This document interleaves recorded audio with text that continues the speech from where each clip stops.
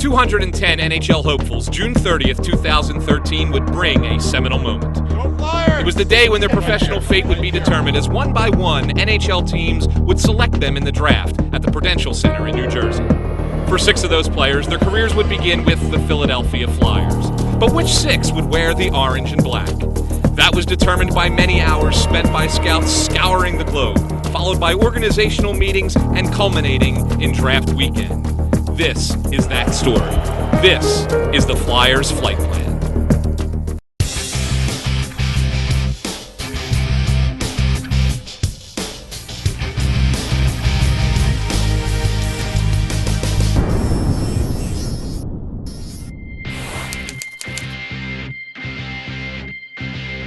Friday, 2 days before the draft, the Flyers scouting staff gathers at a local hotel for their last meeting.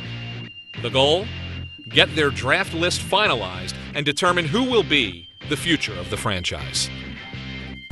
It's a work in progress. We had mid-season meetings in January, and then we had our final meetings a couple weeks ago. And this meeting leading up to the draft we have every year just to make sure we have the list in order. If there's any questions or concerns amongst our guys after they've digested what we've done a couple weeks ago till now, because we still got time. We don't make a pick until Sunday, whenever our pick is. So we have time to adjust. And if there's any adjustments to be made to the board that we've developed through the year, now is the time to do it. So we try to get it right. And sometimes it takes, you got to go over and over and over and have conversations about same conversations over and over again to get it right. You guys, everybody's got to look at the board here, and this is our final cut, kind of. We got to just decide that, is there any names up there that are out of order, out of whack? And we got to start, let's start from here. I mean, work our way down here. What name's out of whack? Is there anybody out of whack there? These 3 guys. Do we have them in the right order? Jump in here, man. This is this come to Jesus meeting. We got to get this right. Like, I don't want to hear about a year from now. Yeah. We should put it in the order where we're not going to hope the guy falls to us, that we just get him. Right? No, if Nurse is there at 11, then we want him. That's what I'm saying. So if we don't want to do that, then we just move 8 to 6. Well, we got to move this guy. 8 to 6. Do we want him ahead of Monahan? Well, that's the point. Now, if he falls, I think like falls, then you go, are we happy with that, or are we still sitting there going, we want 8? I think like we discussed in that scenario there, Sarge, just because it's a forward defense, and we might have to take a little direction from Homer. Because I know the last time that we talked about that specific scenario, Todd and I had Monahan ahead. I don't think Patty did. I hear what you're saying, but no, it's up to us to get them in order, and then if we want to change it at the table, then we'll do that. But right now, like, let's just say Nurse and Moran. I don't think that they're in the right order. I don't either. Basically, we're trying to build a list of players that we have in order of our evaluations. In the Western Hockey League, for example, the league that I cover, I will see most of my players on that list between 8 to 13 times. Now, a crossover scout from Quebec or Ontario will come in generally at the first part of the season and the second part of the season, and if we're lucky in the playoffs, and grab 3 to 5 viewings. And we try and incorporate all those viewings into our overall evaluation. Moran's got some, obviously we're waiting. He's coming. It's all great right now. I really like him. He's got to get going. He still has a long way to go. And the other guys probably. So why do we have Moran over Mueller then? I don't. Well, we're using that under those circumstances. Why do we have? I still like the hardness, his natural ability to be hard and aggressive. I agree with that. I like that. That's what I like about Moran the most. And I think Nurse has the same thing. I disagree. I think Moran knows his game better than Nurse does. Well, right now, maybe he does. I think Moran knows what he's going to be. I don't know whether Nurse is going to get it. He might. But this goes round and round, and I get Yeah, it. I'm really happy. I'm really happy to get Moran. I understand it goes round and round, but we got to get this right by Sunday. Like, our consensus is I get it. Our consensus is that what? We like Moran. So I'm happy with that. So we got Moran ahead. We got Monahan ahead of Moran. Why? I like the overall package better, and I think he's a little closer to being what he is. Not necessarily that down the road that matters, but I like his overall package. I think he's a good two-way player. In saying that, why did we got Morin over Mueller because of why? Yeah, because we voted and we thought Moran had a better upside to his game. I agree. If he hits, you know, you're reaching, but he's a 6'8" guy. Where do you find these guys? You know, there's some reach in him, but he's going to have value whether we like him or we don't. And I guess the other Burris thing will have value. Yep. Mueller will have value, maybe not as much as those other two. I guess in the same regard, Sarge, I'm not going to argue to the nth degree Mueller over Moran. Like, I'm okay with it. I get what we're doing, and I've seen him enough to say that I'm all right with that. I do have Mueller ahead. I think Moran's got more meanness, more accurate stick, and give you that stuff. That's what we're talking about, is a player and their characteristics and compared to another player. Our guys have spent countless hours on the road trying to find the best players, and we try to get those players in order. And if it happens to be a defenseman or happen to take forward, I mean, it's just try to get the best player. So who's got the most upside on the board? Martin has like Couturier. That's me. Who's got the most upside? Moran.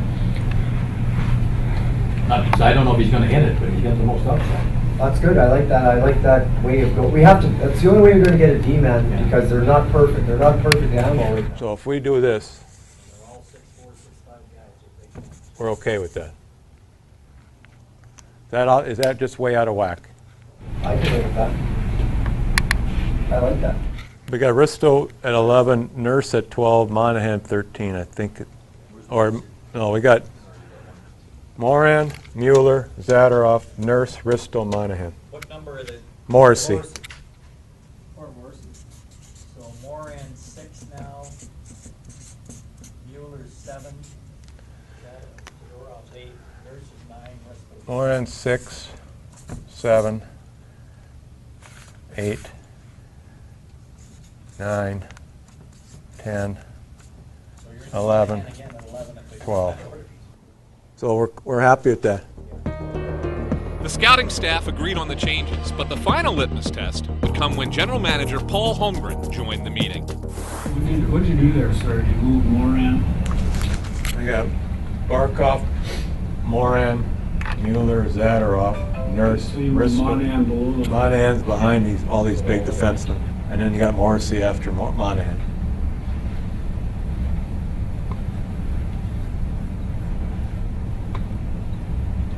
What do you think about that, Omar?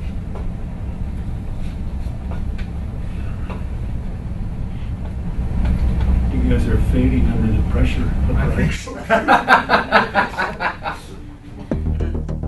On the next episode of Flight Plan, the Flyers staff heads to Newark for the draft.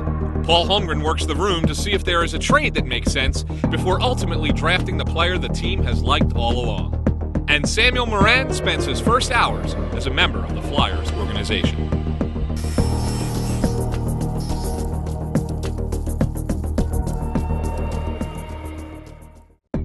June 30th, 2013 is a big day for the scouting staffs of the 30 NHL teams. It is the day that represents the culmination of 2 years' worth of analysis, projection, and discussion about the top teenage hockey players in the world. For the Philadelphia Flyers, it's also a reset button of sorts, erasing the disappointment of last season and beginning the start of a lengthy journey that they hope brings them back to prominence in the NHL. This is that story. This is the Flyers Flight Plan.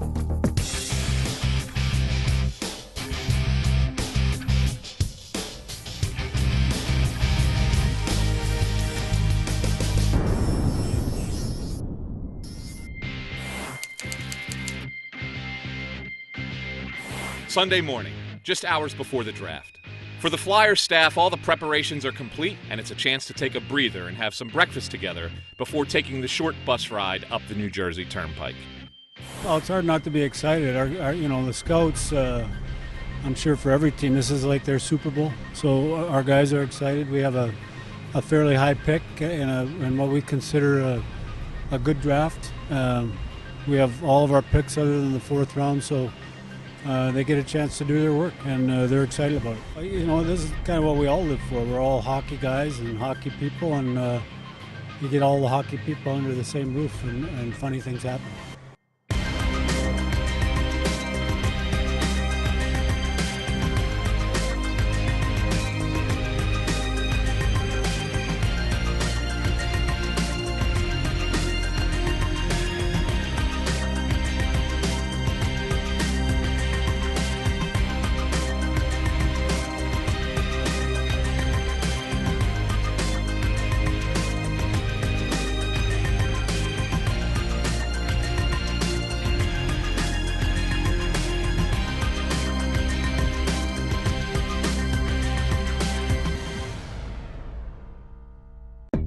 All the pomp and circumstance is complete and the draft commences.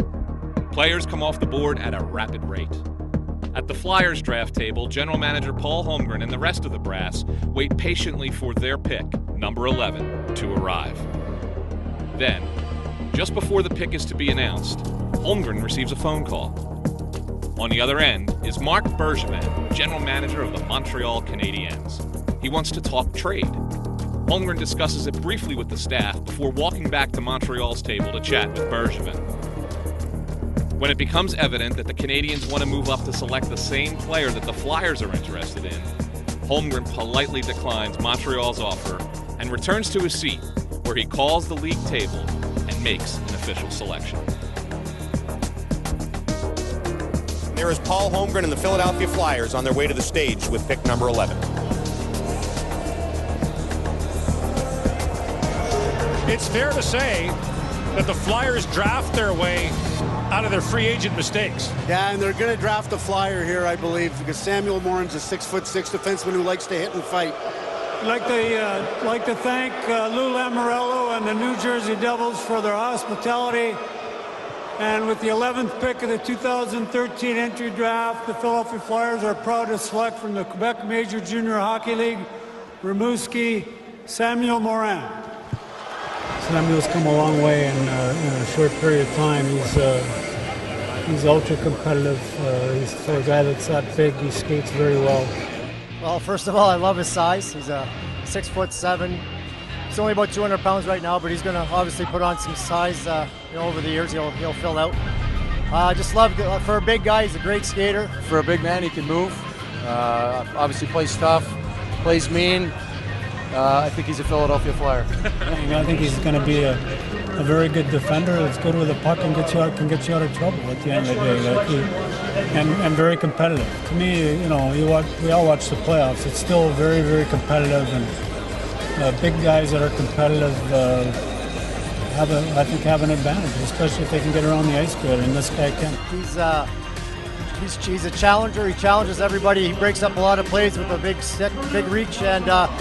As the year went on, we got to see a little bit of his offensive side improve. So he's got a lot of projection here, but he's got the full package if everything works out.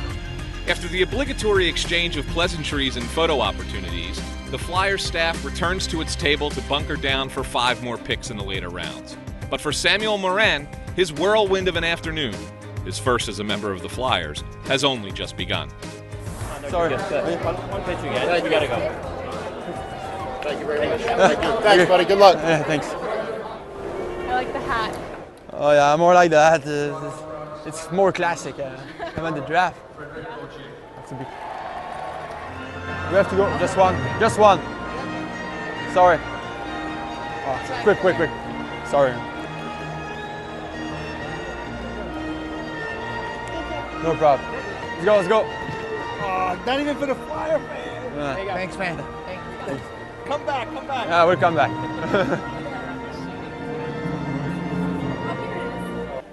What's up? Congratulations. Thank you. Thank you. So now you're going to go through some of the media stuff, interviews and pictures and all of that. We have a bathroom back there if you need to put your hair up, go to the bathroom, whatever you need to do. I'm going to give you up Josh here, and he's going to take you around. Thank you. One more thing. Here's your credential. You don't have to wear it. Just have it on you. Thank you. Yeah. Hi. Thank you. Come on in, have a seat, friends. Did you know that the Flyers had a lot of interest in you? Did you talk to them a little bit beforehand? Yeah, I just talked to the Flyers at the combine, and yeah, I don't know that they were interested by me, but I'm so proud to be a Flyers. Yeah. From your own experiences watching growing up, when you say Philadelphia Flyers, what comes to your mind? Just a great history, their organization, and right now just Claude Giroux, Max Talbot, Trish Pronger. That when I was seeing him play just with the Flyers, he was very good. So a lot of great players, tough players. Just they can score a goal and they can play a hard game. Yeah, it's always the same thing. Like how much time before NHL, are you happy to be a Flyers, everything, and yeah. It's a part of the business. You have to be a hockey player. Do you know much about like Scott Hartnell or Wayne Simmons or Claude Giroux? I know Chris Pronger for sure. When I was young, that was my idol. So great player, absolute great player. Just to shake his hand, that was amazing. Just on the stage, I think I play like Chris Pronger. A very mean game. I can fight. I'm tough. So like Flyers like I think. Did anybody ever tell you you resemble Chris Pronger facially? Have you ever been told that? No, I think no one tell. In a Russian guy in Rocky, a lot of people say I'm like him, like when he fight a Russian guy. Ivan Drago? Yeah, Drago, exactly. Yeah. when the scout told me about my game, how an NHL player compare. They compare you to Chris Pronger. I compare, and I think they compare too. So that's amazing. Yeah, it's amazing, yeah. Since I'm 16 and since I'm a junior, it's always the same question, so it's pretty easy for me to answer. In English it's tougher and French is easier, but yeah. Oh ouais, c'est ça, tu viens à bouche sec, là, là encore. Fait que, c'est ça. Quelqu'un donne-lui de l'eau? Non, j'ai demandé tantôt, peut-être l'avoir, je sais pas. Oh. It gets cold in Philadelphia. Oh, thank you very much. Yeah. Hey, you want to try it on? Yeah, for sure. My hairs are. Can I put that? Oh, look. Dude, you look amazing. Oh yeah, thank you. Listen, I know you gotta go. I just want to say Yeah, thanks for stopping by. It's great to meet you, man.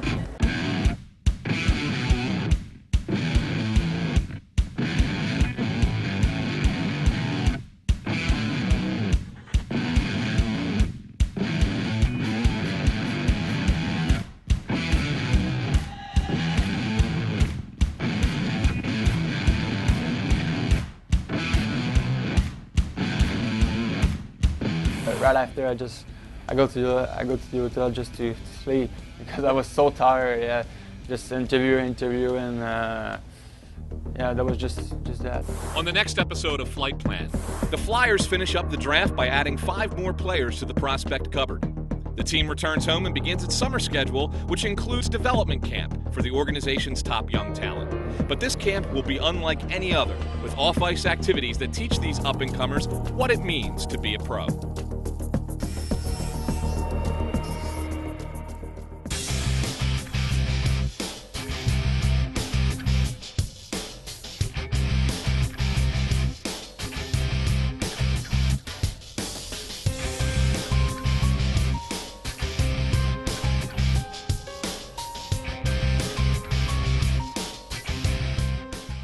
The start of a professional hockey career is often steeped in uncertainty. Young athletes are never quite sure what to do next once they are drafted or signed by a pro team. In this new era for Philadelphia Flyers hockey, player development director Ian LePerriere decided to change the organizational approach to help these young prospects assimilate to their professional lives, not only on the ice, but off it. This is that story. This is the Flyers Flight Plan.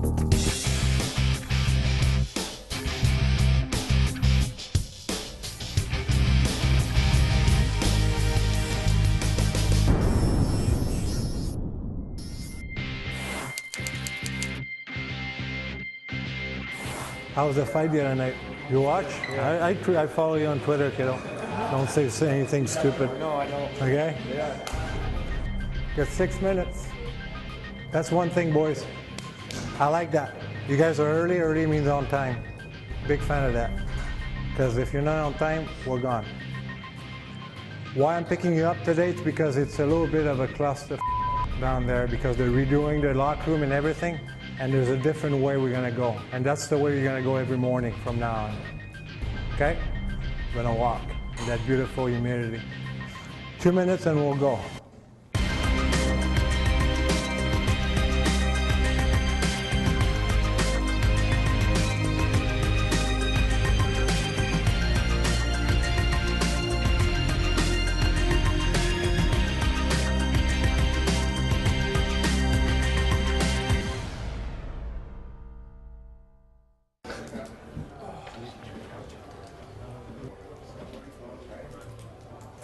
All right, I'll introduce myself officially. My name is Ian LaPerriere. I'm Director of Player Development for the Flyers. I met all of you guys, and most of you guys I'm going to follow you all winter, and it's starting today. I want to introduce everybody before I do my little speech there. I want everybody to introduce themselves and what they're doing for the Flyers. Scott Lawton played in Oshawa last year. Tyler Brown played for the Pants last year. Derek Mathers played for Peter Opens. Nick Cousins played for the Sault Ste. Marie Greyhounds. Sam Moran, I played for Mosquito.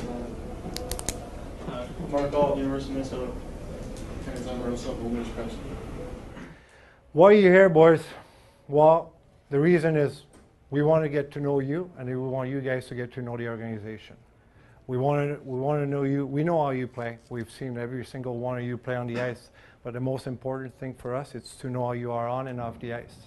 What I expect this week, what we expect this week as a staff, I know you shouldn't be in tip-top shape. If you guys are in tip-top shape right now, skating-wise, we have a problem because in November you're going to go like this. That I don't expect you guys to be in tip-top shape. But what I expect you guys is to pay attention to details. We tell you to do something, do it. That's all we're asking, boys. Work hard, have fun out there, and pay attention to details. It's not a training camp. Don't come here that you think you got to prove yourself that you can play at this level. That's not the time to do that. Your job this week is to learn. And to learn, you need to ask questions. We don't know what you don't know. If you're wondering, your training, your nutrition, we're going to go all through that this week. Ask us. We're here, like I said, we got a lot of experience in in this sport. If you want, just ask us. If you don't ask us, well, it's your fault. You go home and you say, I should have. Well, that's your fault. This week, the logo you got on your chest. You might not think that people know who you are, but trust me, they do. Be careful what you're doing. You know, you guys you want to be professional, you got to act like professional. When you get out of the rink here, don't be stupid, because we're going to find out. Look around you. You got pros like Tyler Brown here. You got Marc-Andre Bourdon back there. Those guys have been playing pros for the last couple of years. Heater played pros last year. Look around. Learn from them. The biggest quality that every guy who was in this room who played at this NHL level, what we did, we learned from other guys. We were willing to do something that the other guy wasn't willing to do. And one thing is, you pick something from Riley Cote, I like what he does, well, I'll do it. It's going to make me better. And if you're smart, that would be my biggest advice. If you're smart, look around. What do they do? Oh, they come here 20 minutes before everybody. What do they do? Well, they stretch. Oh, okay, maybe that's what it takes to be a pro. That's your week, boys. You're at school right now. Learn from these guys. Learn from everybody. From us, from them, from everybody. But have fun, boys. It's going to be fun. It's going to be, we're going to work, but we're going to have fun. Let's go take a picture with Zach and everybody back at 5.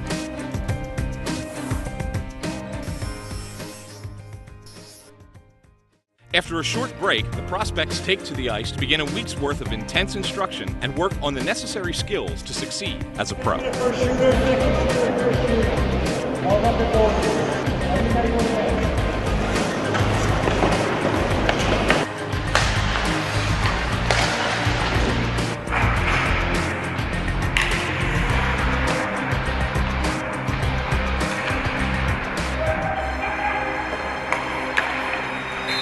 It's just a learning experience for everyone. You know, you gotta come in here and listen to everything the coaches say. They obviously have a lot of experience, so you know, I'm sort of a sponge every time I come here. You know, I sort of take the drills we do here and I bring them back home and I work on them at home. So you know, overall, it's a really good camp. It was a well-structured week. I think we got a lot done. I know the skates were intense and they were good. You know, really good. I mean, obviously this year, being my second year, I didn't really have as many nerves going in. But I mean, I worked with Coach Reese a lot, and we just worked on patience and you know, just simplifying my game and making things as easy as possible. And I mean, this year I tried to be more of a leader, help out the guys who you know, were just drafted, like Merrick Madsen, and just you know, help them get accustomed to playing for the you know, the Flyers organization. Just learning different things. We learned how to cook, and we're going grocery shopping right now. So.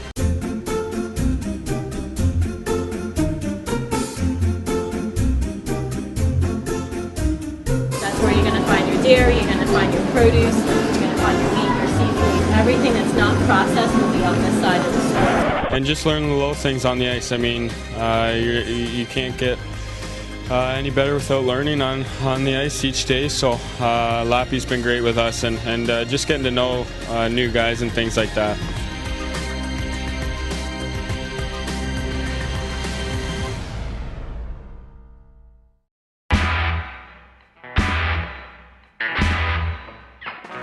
Wednesday morning, July 10th. The Flyers hit the beach for the annual Trial on the Isle. Head athletic trainer Jim McCrossan has decided to change up the itinerary and the challenges for the prospects from years past to make it a fresh and exciting endeavor. So far it's been really exciting. I mean, we got up, ran a mile on the beach, and then we started our nice little obstacle course. We broke up into our teams and did a run back to where we started. We were blindfolded and deaf, so we couldn't, you lose your senses, but we had to do like burpees and sit-ups and jump ropes. So it was a good time. I mean, having the fans out there rooting us on was great, but I mean, so far it's been exciting. And then we went to here at the yacht club, and we did the kayaking and the paddleboarding and the swimming, and that was great. It was a lot of fun. It was good to see some of the guys falling in the water with the kayak and then swimming, but all in all, it's been a great day so far. Rudy, let's go! Whoa! Oh! Whoa! Who's cheating on all? All right, swimming. Hey, Holt's first.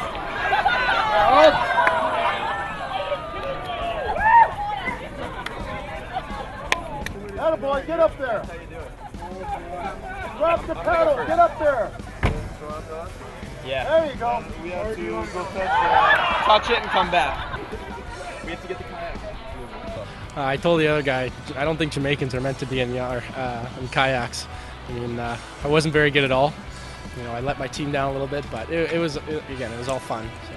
Gonna eat lunch pretty soon, and then we have the elementary school. We're gonna go back there and just have an autograph signing, and then we have the beach volleyball tournament, which everyone's looking forward to at 3.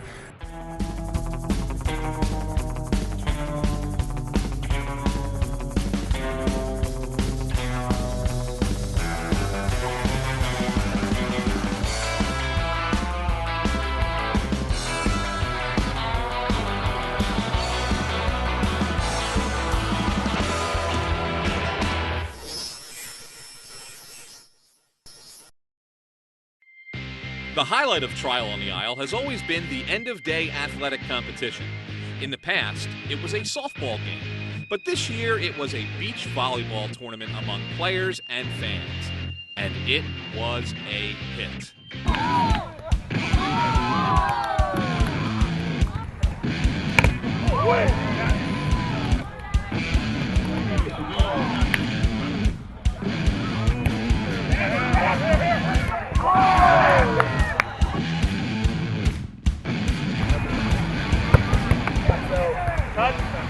No, not me. No way. That thing cooked right by me. Ball on. Ball on.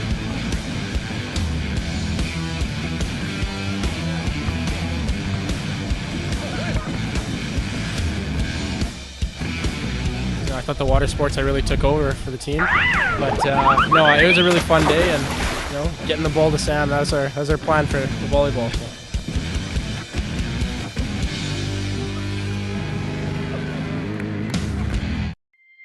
After a round-robin tournament, the top 2 teams would square off for the inaugural championship. On one side was Scott Lawton, Cal Heater, Nick Cousins, and David Drake. The other was Taylor Lear, Reese Wilcox, Anthony Stolars, and a fan named Jack. And I had great teammates, Taylor Lear, Reese Wilcox, and we ended up, we had Freddie Larson, but he just had surgery, so he wasn't able to participate. But we picked up Jack. He was a fan, so it's a good day for him. Well, we bring a little bit of everything. I think Scott's a good setter, and these two are good in the back and at the front, and I'm sort of versatile. Like you said, he's a real utility player out here tonight. We got 2 big guys up front putting balls right down their throat. And we got Scotty Lawson back serving dimes straight over the net, ace city all night. And I think we got a pretty good team. Me and Reese are pretty tall, so we're going to be having Taylor and Jack set us up, and me and Reese are just going to go spiking on some people. Yeah, we got a great leader, Cal Heater. I mean, if it comes down to a tiebreaker, I think this morning is going to really pay off for us when we, I think we set a record for the beach. So we did win the beach. We won the beach challenge. We did. Yeah, everything they said.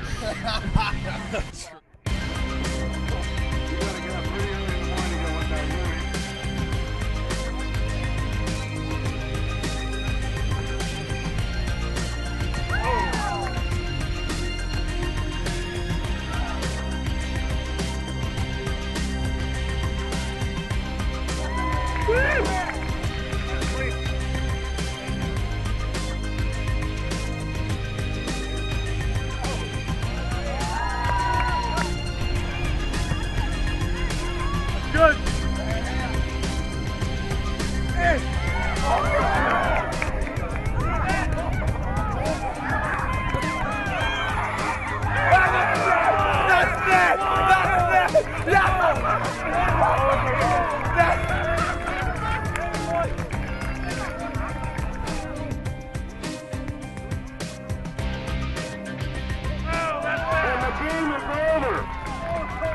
The green team is the 2013 winner of the Stone Harbor Volleyball Cup.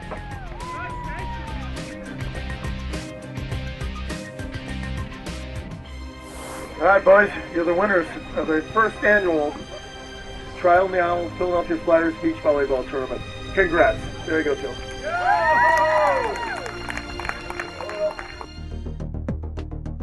On the next episode of Flight Plan, training camp is fast approaching and veteran players start arriving in town for informal workouts.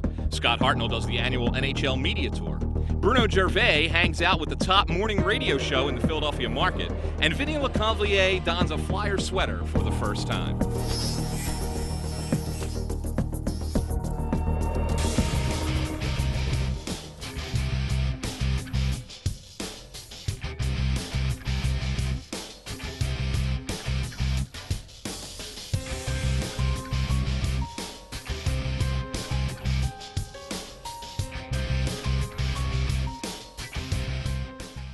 The start of a new hockey season comes with a lot of hope and excitement. Here in Philadelphia, that is augmented further by heightened expectations for a rebound after disappointment last season. But before the intensity ramps up in training camp, the players have a lot of off-ice media to take care of. And when they do, it's often a time when they can let off a little steam. This is that story. This is the Flyers Flight Plan.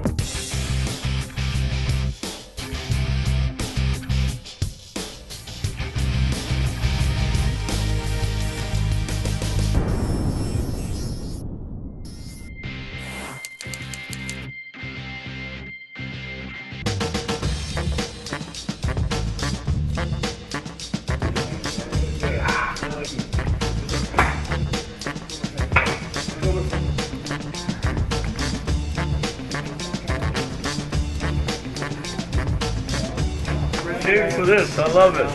You like me now or no? You You gonna be nice to me now? What's up? What's up? Are you Let's ready? do it. Game face. I see your heckling is in, your needle is in good form already. My what? Your needling is in good form already? What's a needling? Give them the business. Giving them the business? Yeah. No, that's their. I guess Yeah. needling's a baseball term. Yeah. That's there all year. Oh, good. Year round. Good. Two older brothers, you know. That's where I got it from. Good. Good.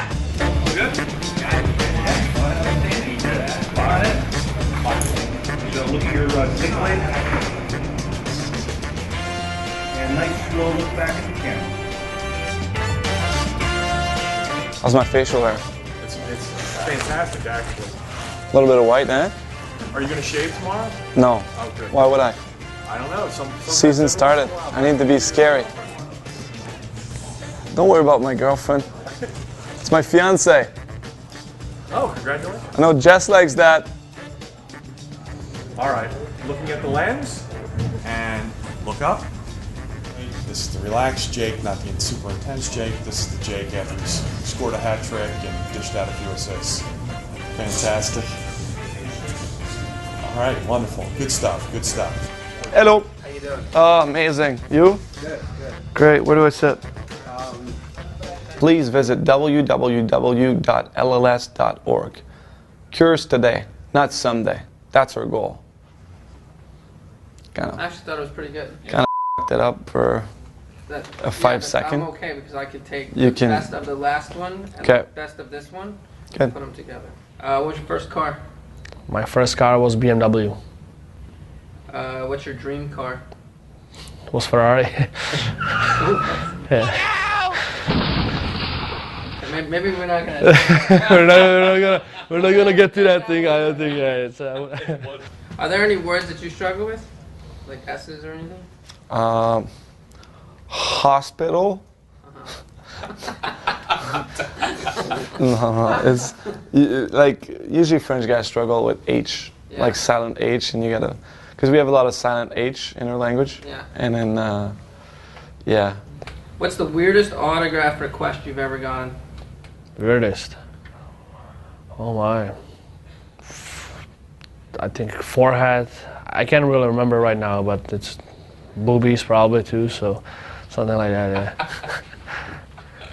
Yeah. Grossman said a baby. A baby. They made him say. Yeah, I didn't get there. Vinny. Salut. Ouais. Ouais, il est parti au Subway à 5h hier soir. Puis il est jamais revenu, genre. How's the boys? Good. Yeah. Getting bigger, huh? Getting out of control. Oh, yeah. That's the way it should be, though. You know. We tray right there. And then upstairs. Hey, Tim. It's a blinding light in there. Oh yeah. What the f? Hey guys.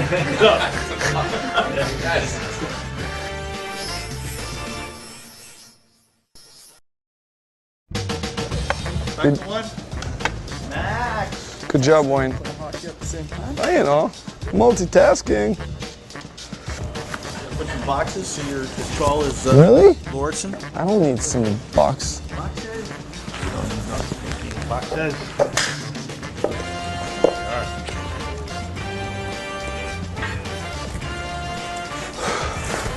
If you weren't a hockey player, what would you be doing? I would be a rock star or tennis player. That would be my dream job. English and French, or? Yeah, you guys do it. You'll see how fun it is. How you doing? Could you? Did you see how fun? Seriously. I detected sarcasm. No. Hey, what's going on, guys? Yeah. Just had like 35 minutes of questions, right? Yeah, I know. I just had 30, yeah. What was your favorite question? The weirdest autograph I had to kind of give, and it was not an autograph. It was like somebody sent me his beard through in mail. Yeah. What, like he shaved it? Yeah, because he was pissed that we got eliminated one year. So he sent you his playoff beard? Yeah, it was disgusting. Oh, that's fucking gross. Yeah. I think it was his beard. Maybe maybe it was something else. I hoped it was his beard. Yeah. You play, Jake? I'm trying to. If I say I'm good, then you're gonna show on the website that video from golf. We're showing the video regardless, whether you say you're good or not. Don't put it on the internet, ever. Don't even think about it. I'm great. I'm shooting 75. Listen to the Flyers hockey tonight on 93.3 WMMR. MMR rocks. Can you do one in French now? Je m'appelle. Salut, ici Maxime Talbot des Flyers de Philadelphie. Écoutez le hockey des Flyers ce soir à 93.3 WMMR. WMMR. That sounds, yeah. Twizzler? Twizzlers? What's that? Candy? Oh, great. Yeah.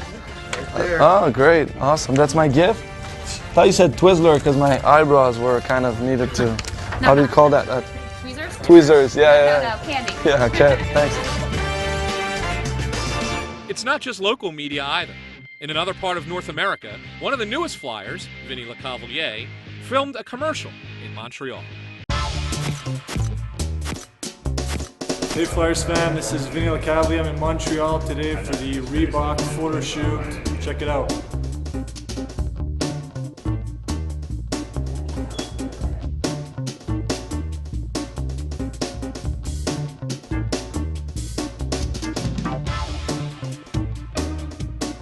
Does that have your name in case you forget your name? Yeah, Yeah, I guess. No, well, it's because we have like 30 different guys with sticks right next to each other. Okay. Yeah. So. Those, if you have your name on my shirt, 'cause I know my name. That's my stick, yeah.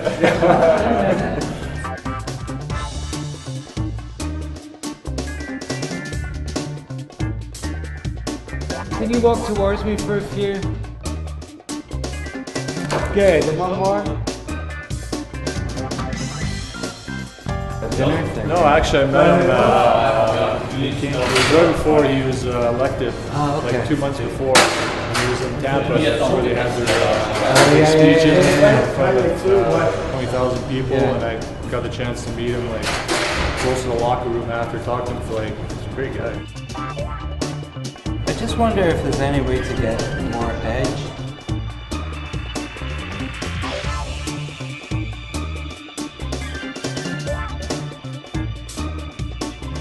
This is exactly the way the helmet and everything is positioned is what we're trying to recreate. Okay, that's a wrap, everybody.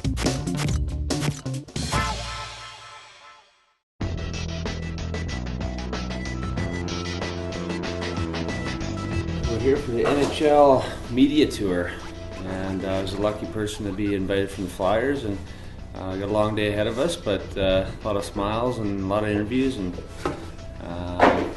we're here at 6 in the morning here, getting ready to go. Mark. Mate, ready to roll? Yep. Perfect.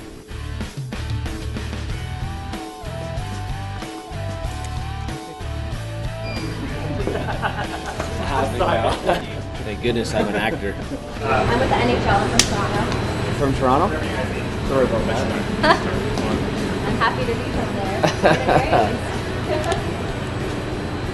Still sorry about that. Well, how you doing, Shad Melvin? Scott, how you Very doing? nice to meet you, Scott. Nice to meet you too. Can I have you step on in, sir? And I think we'll shoot a little bit with you first, all right? So if you don't mind, we'll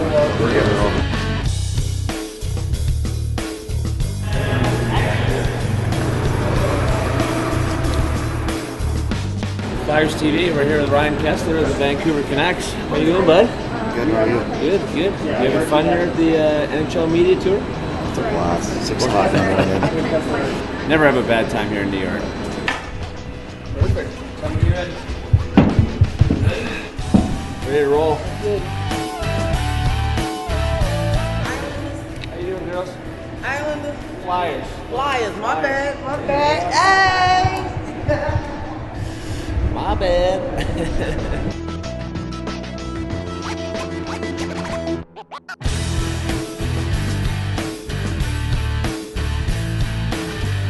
NHL Network, where the NHL gets hockey. There it again. One more time like that. This is NHL Network.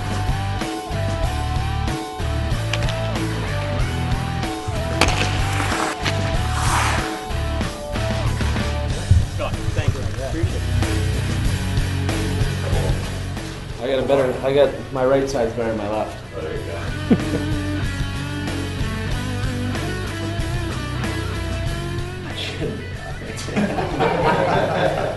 Get this camera. And 3, 2, 1, look in camera. 3, 2, 1, nice. 2, 1, look up. 5, 4, 3, 2. Okay, here we go, guys. And, okay, Scotty. Do it. 5, 4, 3, 2, 1. Love it. Mr. Fargo. Mr. Hartnell. Hello. Hello, Mr. Scott. Blair. How are you, sir? Good. How are you?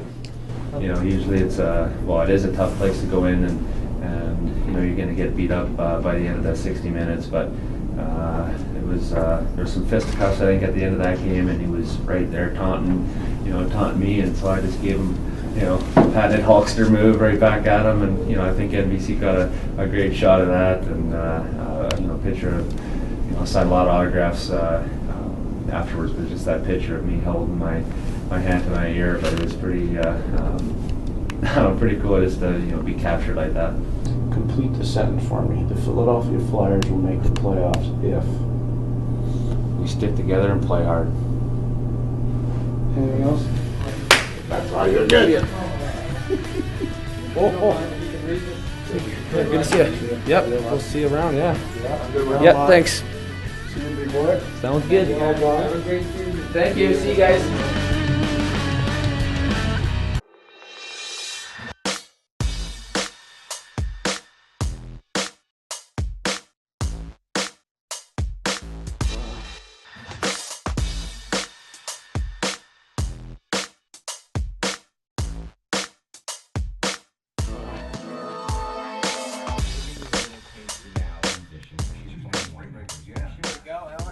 How are you? I'm good. Bruno, pleasure to meet you. Come on in. Big fan. I got some little gifts for you guys. Get out. Yeah. Oh. After. I got a stick. I got a bunch of T-shirts. Sweet. It's almost a Drew. It's one number shorter. Just before. Almost. Just before. How you doing, man? I'm Hi, Casey. Bruno, nice to meet you. All right, thank you very much, Kathy. We're excited to have our next guest in the studio. It's going to be hockey season before you know it. First preseason game is on Sunday, September 15th. That's awesome. Training camp is starting on the 12th, and we're getting set for it. So let's welcome to our studio this morning, please, Bruno Gervais. Hey. Hi, guys. How are you, man? Great, Bruno. How you doing, man? Really good, really good. Big fan, so it's kind of fun to see some faces behind those voices. It's pretty fun. scary, isn't it? It's a little bit of surprise, but it's good. Yeah. Have you ever had those moments where you just got to suck it up and deal with an injury throughout a game? Well, yeah, through a career, quite a bit. I got my face caved in by Colin White, which is a pretty big guy, a few years back, and finished the game with I couldn't see out of my left side, so but finished the game. I got a puck right in the face. I got cut over here. I got a little scar, so they kind of stitched me up. But that night we had a day off the next day, so we went out for a few drinks, and every time I took a sip, it was just leaking out of the hole on top, and I was like, damn it. But you know what? So I had a double sip of every sip, and I would try to catch it. Yeah. But the worst I've ever had was I blocked a shot right on my big toe. And it instead of breaking the toe, it shattered the toe. And lost my nail. But you gotta finish the game, and then you kind of came back, and I was wearing my roommate's shoes at the time. He was wearing size 12. I got usually size 10. Yeah. I had to wear his shoes because I couldn't fit anywhere. But I was like, it's so far from the heart. That's how you know. Like sometimes when it's so far, it's like, you know what, I can play. Yeah. But the toe was one of the worst one I've ever had. Excruciating, huh? Oh, yeah. Yeah. Where in Canada are you from originally? Just outside of Montreal. Okay. Yeah, we were talking about poutine on the show. Yeah. That's the spot. Yeah. Oh, did you hear that? Oh, yeah. I didn't hear it, but yeah, it's the spot. I don't know if it was described properly or not, but how did you describe cheese it? and gravy on the fries, right? Exactly. But what's the special cheese? It's I think in English you call it cord cheese, I believe. I think There's you're right, a way yeah. to do it. It's like room temperature. It's really squeaky. And squeaky cheese. Squeaky, that's all we call it. So Wow. this is the secret of the poutine is the squeaky cheese. Squeaky cheese. And the second question is, now that he's no longer with the team, how crazy is Brzgalov? He's really interesting. It was entertainment, just to sit by him every day. You never know what was he thinking about, never like what does he come up with, how is he thinking. Everything you says to him, he just takes it to another level. Is he weird just because he's Russian? Like where does it come from? Or because he's a goalie and he's Russian? I don't know. That's a tough mix right there that we started with. No, I'm gonna love it. But I don't know. I don't know if other Russians were thinking of him as special as well. That's how everybody describes him, though. They don't use the word crazy. They just say interesting. Yeah, it's special. Maybe we're not there yet. He's at the next level. He's so special, smart. like Sling Blade was special? Well, excellent. Bruno, listen, first of all, I want to say, before thanks for coming by, thanks for listening to our show, man. I appreciate that. I love it. I'm a big fan of it. I'm mad that I missed the Bizarre Files. I don't know if there was any this morning. You want to do it right now? I love these. We got to take a break, all and right, then we'll come back. All right, and then we'll do that. You know what? We have to have Bruno come by and play. Do you have an iPod? Do you keep music on your phone or anything like that? Yeah. We got to do. Oh, yeah, we got to do iPuss with him. Yeah, but half of it by law is going to have to be Canadian music, right? 50%. A lot of Tom Cochran. Yeah, that's right. Brian Adams. All right, well, cool. Well, best of luck, my man, this season, and we'll see you again. We'll have you back in soon. Okay? I love it. Thank you guys for having me. All right, Bruno Gervais, everybody. On the President Steve Show. Awesome. All right. And with that, we're going to take a break, and we'll be back in just a moment. You stay right where you are. On the next episode of Flight Plan, training camp kicks off at the Wells Fargo Center. Braden Shen expects big things from himself his new season. And camp battles get underway as little-known Austrian named Michael Raffel opens some eyes.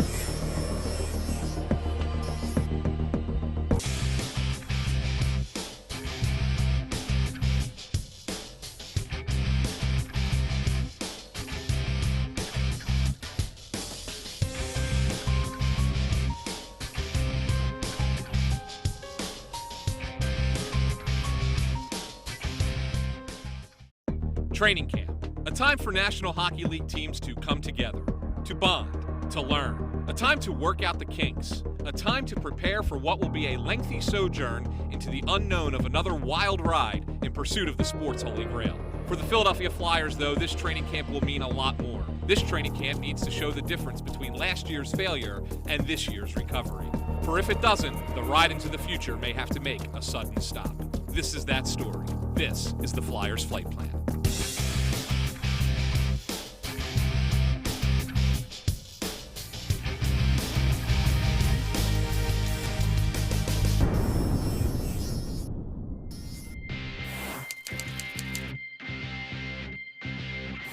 With the start of each new season, hope springs eternal for each of the 30-member clubs of the National Hockey League. For the Philadelphia Flyers, though, after a season missing the playoffs, it's not the cross your fingers and close your eyes kind of hope, but rather the last year was unacceptable, now fix it brand. Those expectations permeated throughout training camp as the practice level was definitely heightened. Maybe more so for players like Braden Shen, who has something to prove in this, his third full season. Well, I think you always have something to prove. You always want to get better. You always want to improve and show people how good you can be, or try and prove people wrong. And I think for me, I got a lot to prove this year. Like I said, it's the third year in the league for me, and I expect a lot out of myself.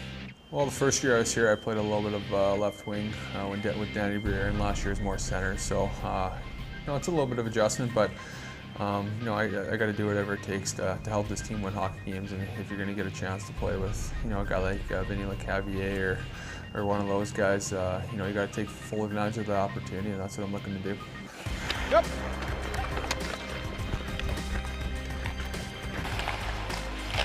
Oh, what a play!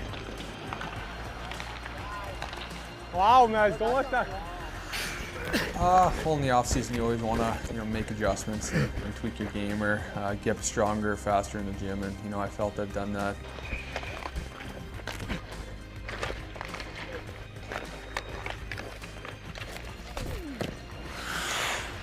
You don't have another stick? Oh, that sucks. Yep.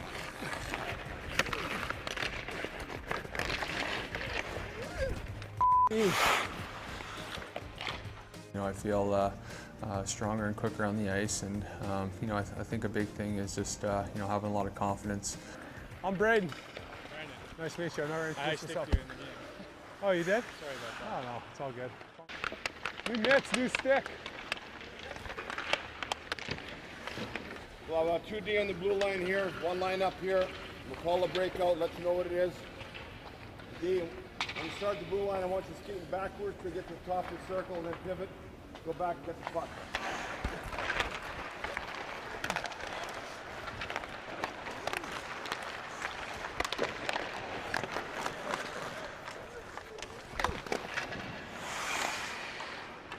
Oh, that is disgusting. How do you even wear that? Dirty. Fast cross, yeah. Definitely expectation levels have been raised. Obviously making a few tweaks in the system, and the intensity's been there all throughout training camp and in Lake Placid and all that. Guys are hungry and want to get the season going. They said this is Christmas morning. Yeah. Wow. Look at the detail on this thing. It's phenomenal. You can only tell so much from pictures, right? I know, and when it's clear coated and stuff, just shines with the candle too, and yeah. the smoke, and try to keep like that eerie feel to it. I like how you made this more to Yeah. kind of suit the whole theme. Right? Yeah, all kind of tethered up. Because I was thinking it'd be really neat to do like the old school Broad Street Bullies patch. Yeah, definitely. To kind of. No, this thing is phenomenal. My God, that's awesome. Honestly, man, I cannot thank you enough. That's phenomenal. My pleasure, man. Can't wait to wear it. Thanks, buddy. Take care. Thank you. I'll take that off of you.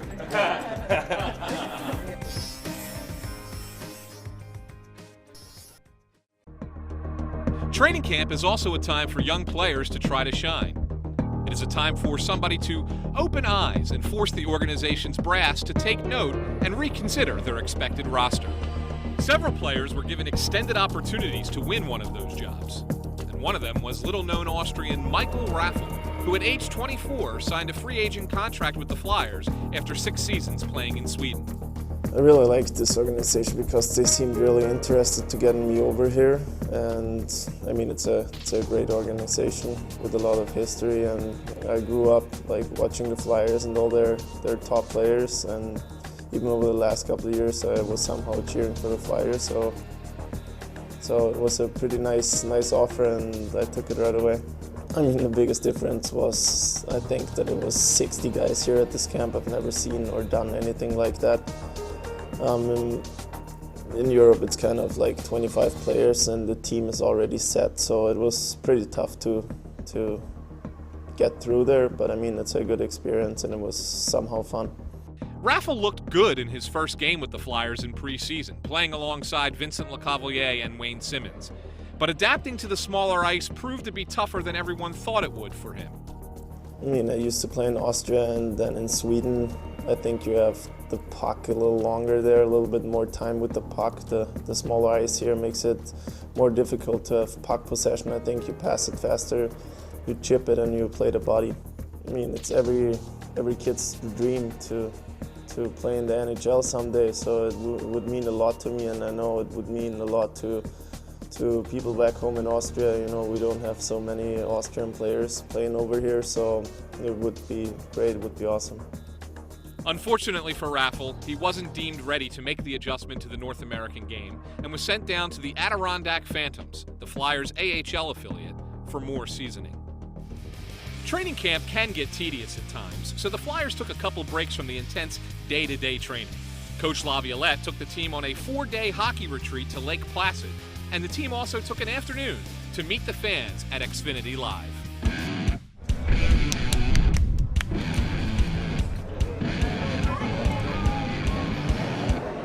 Let's go Flyers!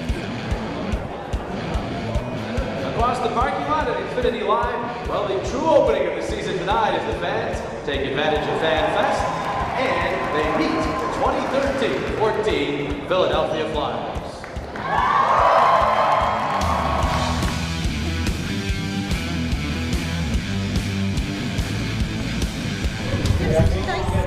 You think so? You really do. So nice of you. You do. Building my confidence for the interview. Look at his skin. He has great skin. You could have a skin commercial. Okay, let's not push it though. They're going to announce the 2013 Meet Flyers, and then Chris is going to take you to PBR. Yep. All of you guys, after they announce you guys are all going to be lined up in the center. They're going to take you back into here. Hang out. Who's taking them back here? Cool?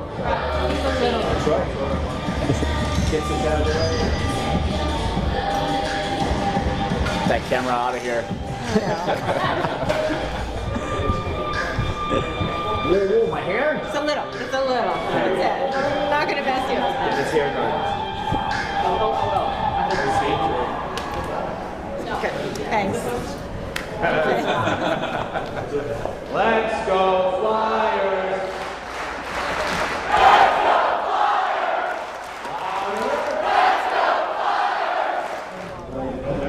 I hate talking in front of people. I'm really nervous. Should wait forever to get them there. Like, so it's You gotta make me look good, and that's stupid.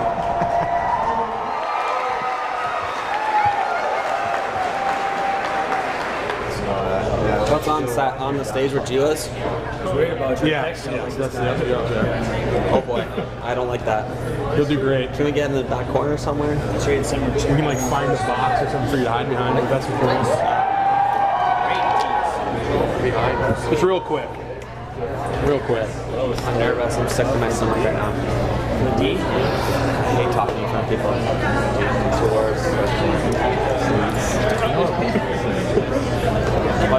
This is your first time. It's my second. So how do I feel? You know? Okay. Can you?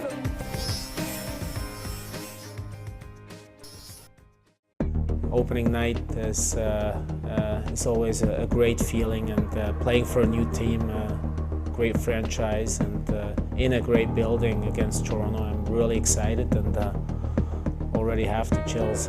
Just that opening night when the fans are all dressed up in orange and loud, and that's what gets you going. That's when you know the season's here. So I'm really excited, and I can't wait to put that Flyer jersey over and go out there and get the first win. The new season brought excitement, not just for the newest Flyers, but also for a fan base frenzied for a winning hockey team again.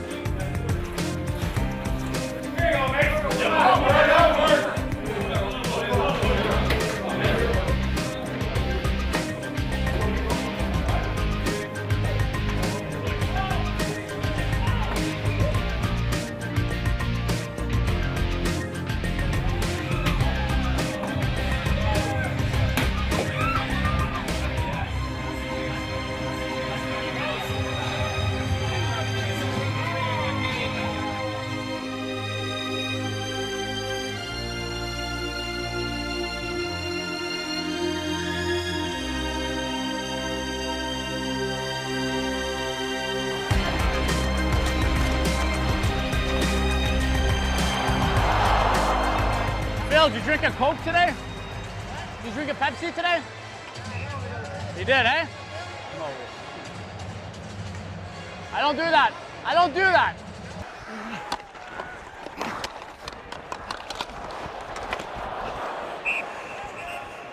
Hey, Hartsey. Hartsey, I want you there. Hey, any pucks around here, you take them, okay? Not sure we get the way around, but... No, just for this one, because I know you can jump and get it.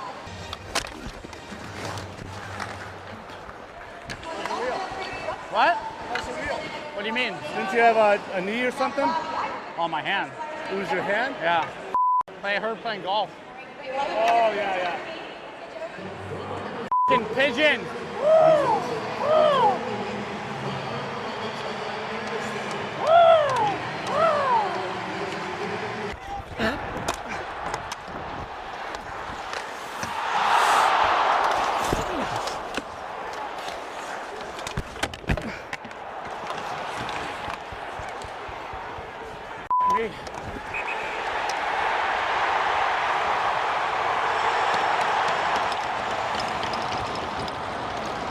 Don't go for my head, eh?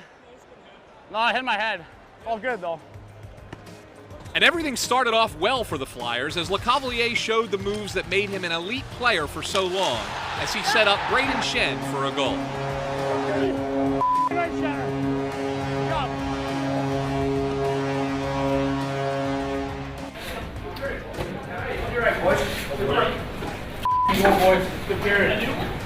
But from there, the next 100 hours would bring a steep decline. The Flyers would be unable to score again against Toronto and lose the opener 3-1. They would head to Montreal and be chased from the Bell Center 4-1 by a more competitive Canadiens team, and then finish the unwelcome trifecta with an uninspired 2-1 loss in Carolina. I would think that guys probably are pretty frustrated. You know, and, there's not a lot of room out there. We're not. Doesn't seem like we get the first game we had a lot of attempts. The last 2 games, not a lot of attempts. Obviously, we're going to do a lot of video, and I think we're not very happy with our game, and it's got to change. And change it would. As on the flight home, General Manager Paul Holmgren decided to find a new voice for the franchise.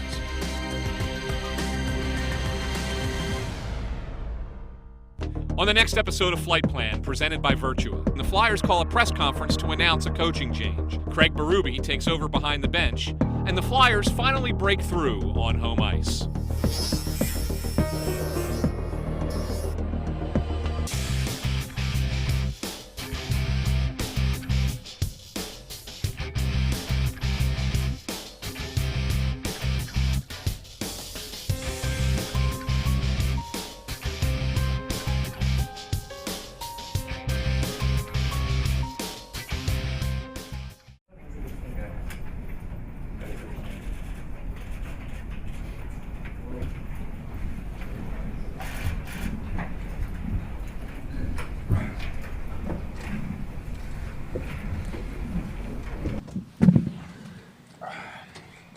Just to fill you in on the timeline of things here, I met with Peter Laviolette early this morning and informed him that he was being relieved of his duties as head coach.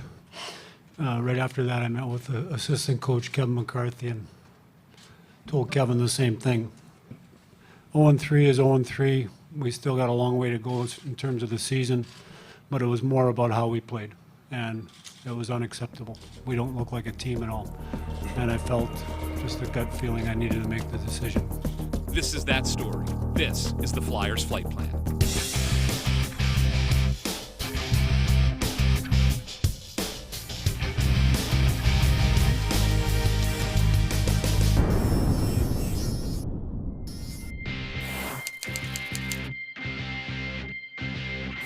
Why does this team, why have they hired more head coaches in the last 20 years than any other team in the National Hockey League? Why is that? Is that an accurate stat? I just made it one. No, I believe that's the case. 11, this is the 11th in 20 years. Is it impatience? Is it mistakes? Why do you want to go back to all those coaches? There was a reason each time, and the general manager at the time and Paul now made decisions. They felt that we needed coaching changes, and they made them. Period. That's it. Of course I approved them. Okay, but They work for I'm just asking why they work for the general manager, and if the general manager feels he has to make a change, I approve it. It's as simple as that, Howard. So It's not any more complicated So than is that. it mistakes? Mistakes by the organization when they hire this many? Obviously, it may be a mistake, but it wasn't a mistake with Peter Laviolette. He did a very good job for us, but right now, we've been struggling, and we think we need a change. I'm a fan of Peter Laviolette. I think he did some very good things for this organization. It's a tough day when you have to let somebody go. But Paul felt it was time to make a change, and I would never say to Paul, you can't make a change. Ed, I haven't talked to Craig yet, and I don't mean this as a matter of disrespect to him, but are you worried at all about the perception of an insular kind of attitude by bringing in someone such, given the fact that you guys haven't won a cup in 38 years? Why bring in somebody who is steeped in that sort of culture? What's the culture? A culture that hasn't won a championship. We haven't won a championship, for but we've been in the decades. Stanley Cup Finals a lot of times, and we've been in the playoffs a lot of times, and the culture is to win. 30 teams are trying to win the cup, and we're doing our damnedest to do it. That's our culture. And That's our culture.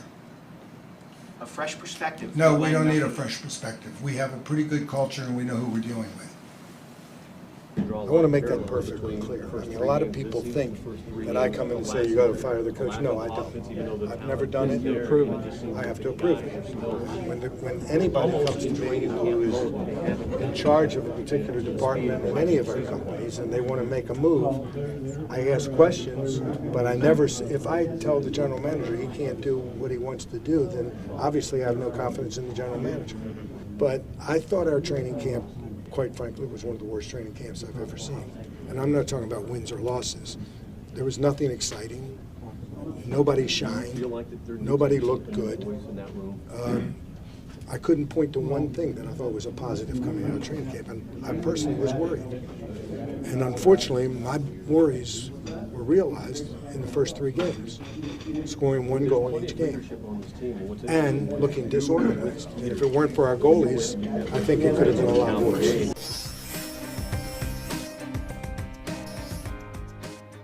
I come to do my job here as an assistant, and eventually it just happened. I mean, I really didn't think beyond that too much. I mean,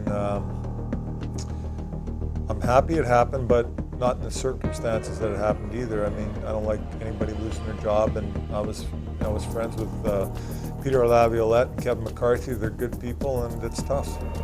Anytime there's a change, especially with coaches and coaches that we've had a really strong relationship with, it's tough to see them go, and it's definitely something that I wish we could have averted. Oh, he's not gonna talk to just waste your time. He's a smart guy. He knows the game really well, and you know what, he wants to win. So he'll do what it takes to get the guys going.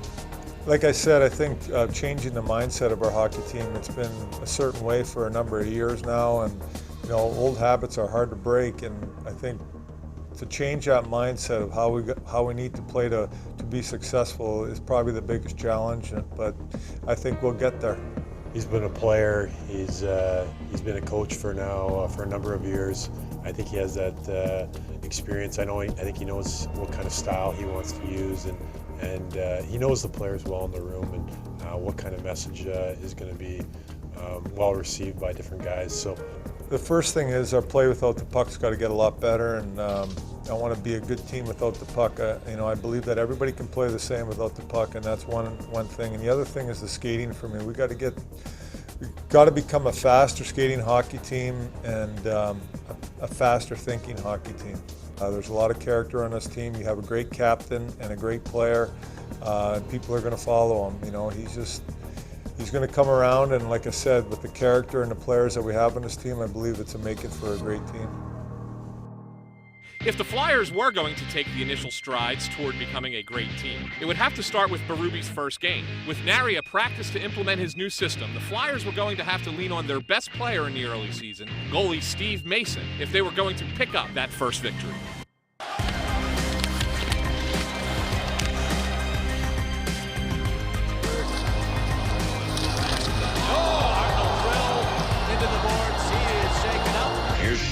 And Shore is upbidden. Jumps to the puck there. It's Jake Voracek. He'll line. He'll fire. Fly right back at it from range. Shoots. We got a lot of talented guys. A lot of guys that can put the puck in the back of the net. It's just a matter of, like I said earlier, execution and putting that puck to the net and not getting too cute and just going to those dirty areas. In the middle. Whitney back to Fleischman in front of the lot. Oh. Spectacular save, Mason. A goalie always is a momentum booster for a team. I think he can steal games for you, and Mace played a great game, and it was very important that he did, for our team to get the victory. And it's always nice to have great goaltending, I'll tell you that. I really believe that our goalie can be the best leader out there. Any big saves he makes, or let's say I do a mistake and he's there to back me up, I kind of want to help him in the future and kind of make it up for him.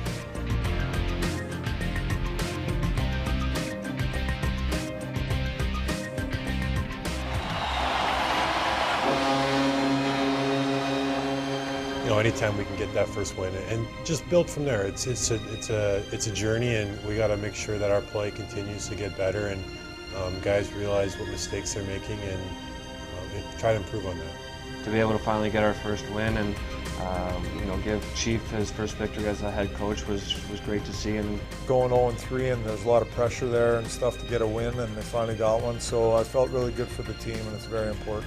First one's always the hardest. When you get that, that's how you get confidence. You don't need to play unbelievable to get the confidence up. When you get a win, you start to feel good about your game, start feeling good about yourself, and you just go from there. First start for the Flyers, goalkeeper Steve Dixon.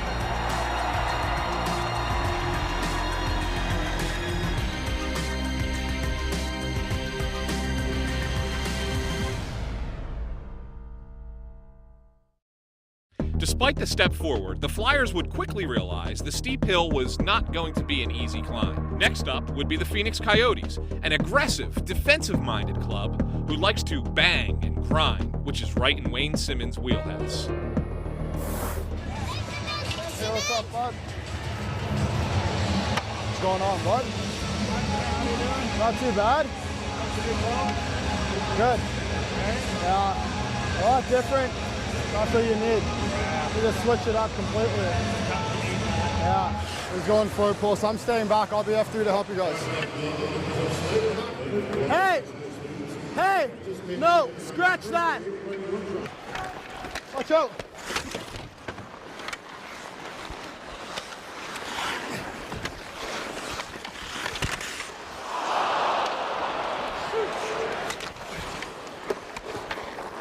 Go! Go! I gotta come once a game, you know that. Even though it wasn't mine. Yeah, I know. Where to face off? I just shoot in the zone. That's what you're doing? You're doing it?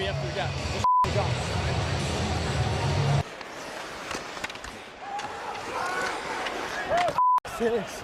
Hey! Hey!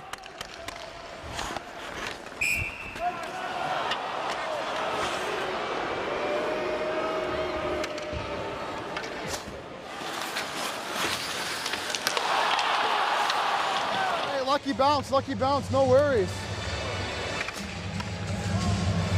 Get it right back.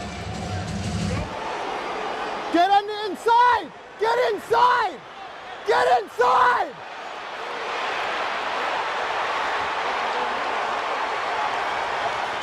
Yeah, Reno! Right! That's your instigator, Biz! 5 minutes for fighting. He's on the clock. Three of us!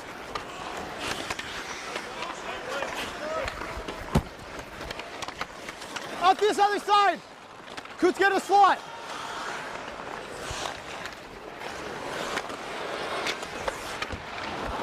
Hey!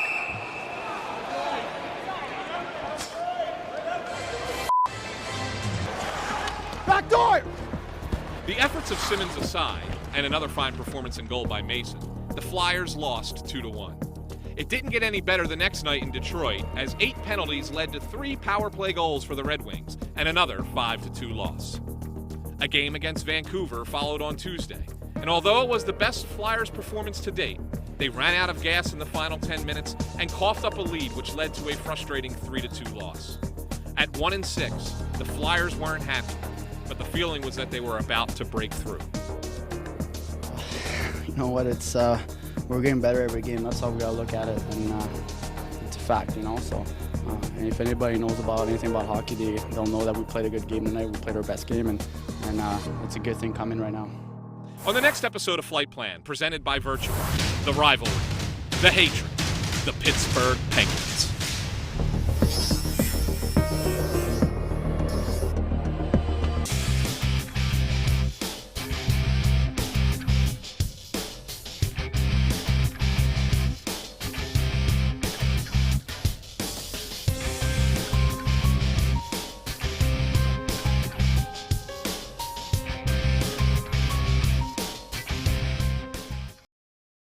Three and 8, last place. A coach fired. This was not the start the Flyers had wanted. Running out of time and options, general manager Paul Holmgren decided a trade was needed to try and spark the team. So he sent popular forward Max Talbot to Colorado in return for former Flyer Steve Downey. I think the first thing I did was smile. It's an exciting place to play here. One of the most intimidating places on the road to play. The fans are crazy here. They're always loud, they're always intense. So, it was a very exciting time finding out I was coming back. The total package that Steve brought to the table is feistiness, his ability to make plays offensively, could maybe give us a little bit of a spark. This is that story. This is the Flyers Flight Plan.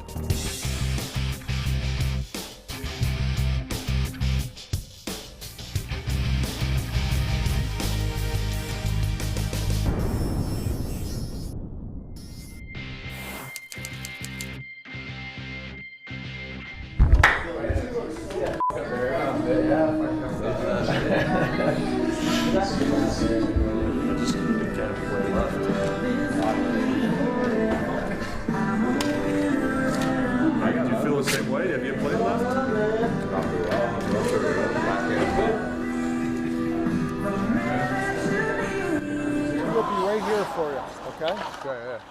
can't play the left hook on. Well, listen, we're going to work it out somewhere. Like I got Jake Borchak. I need to make him play left wing. Yeah. Just for, I'd like to. I'm not sure yet about the lines and everything, but tonight you're with G and Vinny. Shoot the puck and go to the net. Hey, be physical but smart. Yeah. The penalties have gone way down, and I want to keep them there. I don't want you to stop playing like a fucking rodeo either. But I want you to be a smart one. Yeah. All right, baby. All right, baby. Oh. Sorry, boys.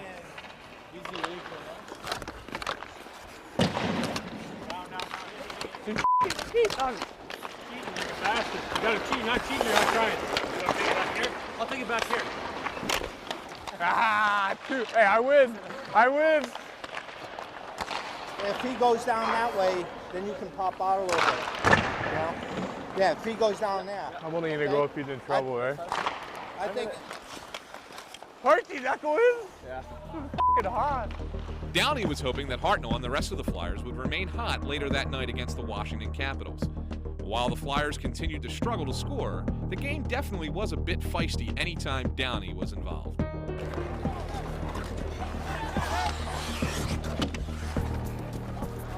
You little pigeon. Hey, Brooksy! Yeah? Hey, Brooksy, yeah? Yeah? Yeah? Don't touch him then. I'll fucking show you, meathead, bud.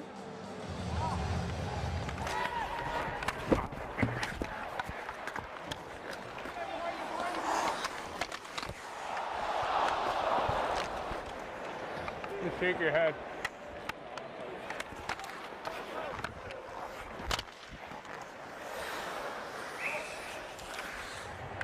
Oh, can't believe they don't want to fight.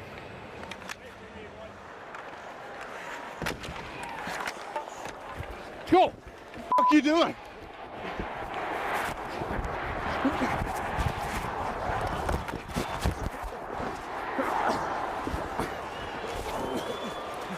Come on, Power! Come on, Power!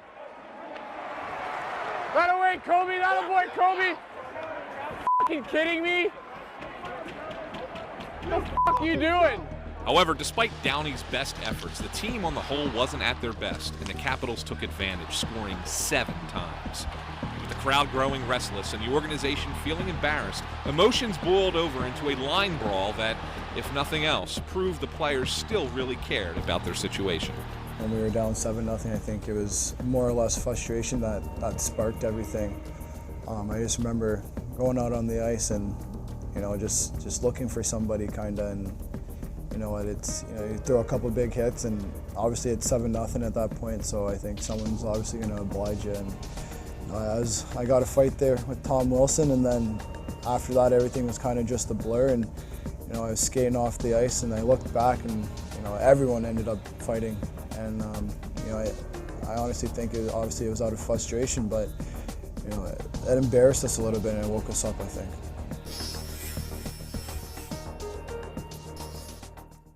The team came together for an emotional 1-0 victory in New Jersey the next night. But after coughing up a shutout and a win in the final minute in Carolina, and another listless performance at home against the Devils, the players had a closed-door meeting to air their grievances.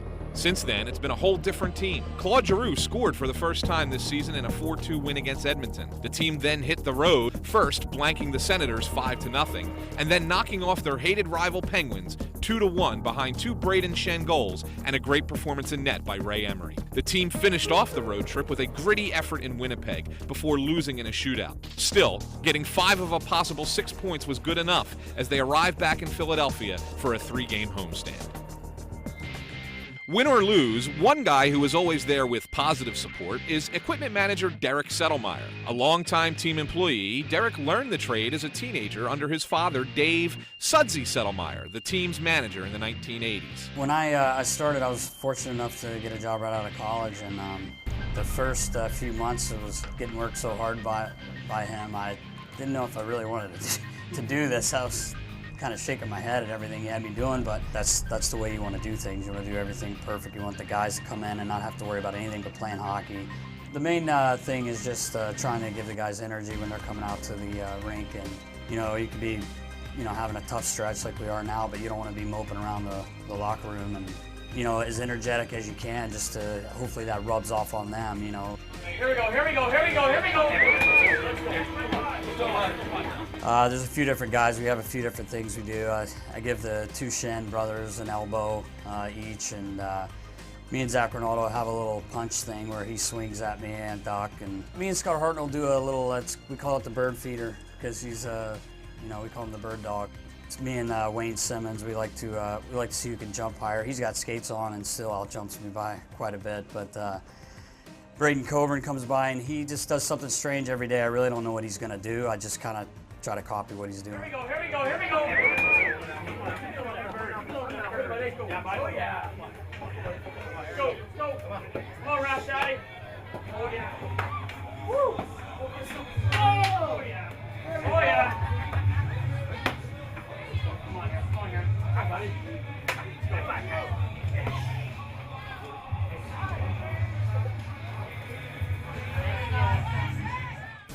The first home game for the resurgent Flyers would again be against Ottawa, who would be looking to avenge the shutout loss at home from a week earlier.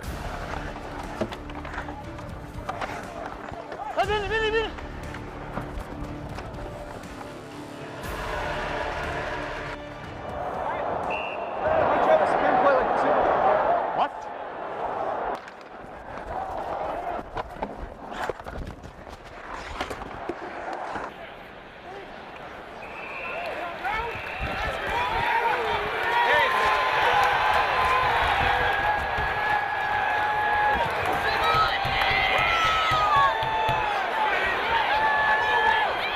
Take the high guy, Simmer. Yeah, come, puck. Come on. Scotty.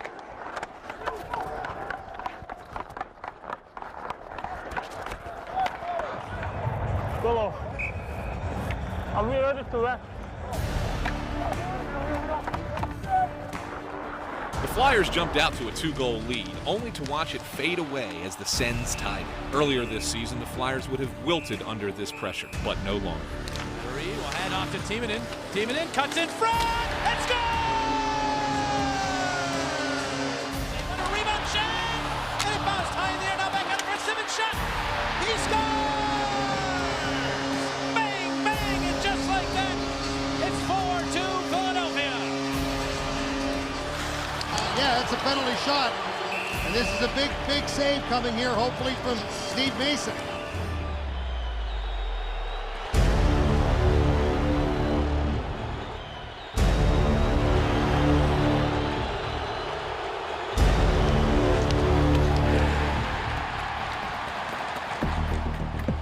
On the next episode of Flight Plan, presented by Virtua, the Flyers stay hot against Buffalo and finish the homestand against the Islanders. Vinny LeCavalier goes back to Tampa, and Scott Hartnell hosts a dinner for his Hartnell Down Foundation.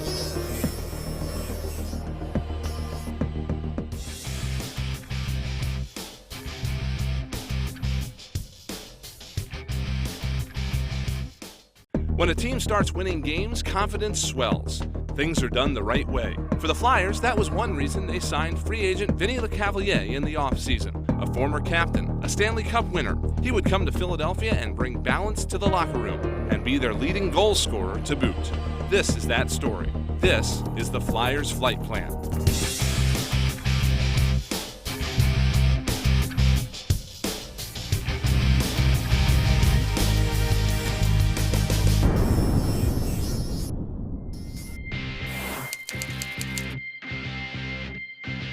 The Flyers were 4-0-1 in their previous 5 games when they welcomed the struggling Buffalo Sabres to the Wells Fargo Center for a late November tilt.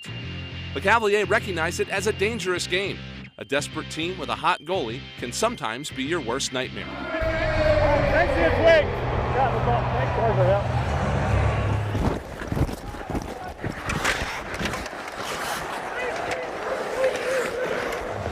Ready to play right down. Middle to me, down. Good play. Call right away.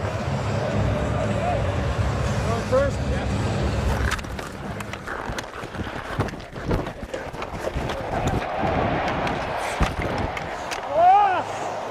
And for for a while, despite the Flyers ramping up the physical aspect of the game, Buffalo wouldn't bend as goalie Ryan Miller made save after save after save.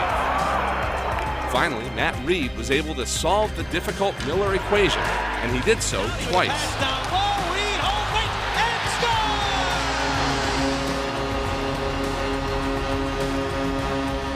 Hey, that first play.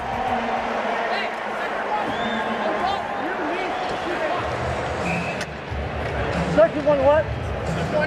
What? Second one says I found the whole ball. I'm not fine. We'll do it again.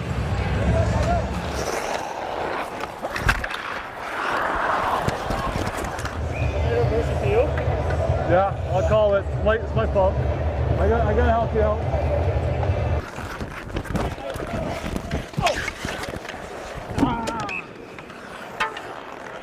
Flyers penalty recorded to send LeCavalier 2 minutes for holding on 8 minutes 10 seconds. They say 5, 4, 3, 2, 1, and you're gone.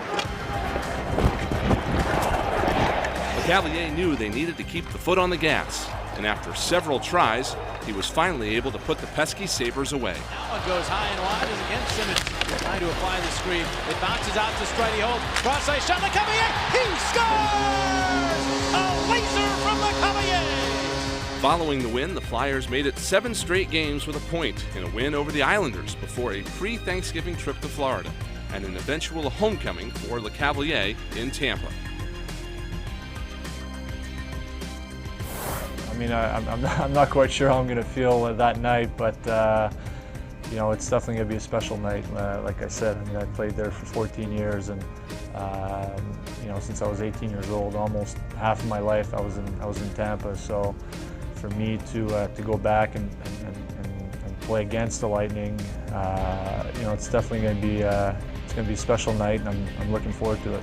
And while the Lightning and their fans embraced LeCavalier in his return, they weren't so welcoming to the Flyers as a whole, smothering them until the final minutes of the game. That's when Vinny reminded the Tampa faithful who he plays for now. Back around. Braden Shen to LeCavalier, and he scores! Vinny LeCavalier in his return to Tampa Bay does get himself a goal.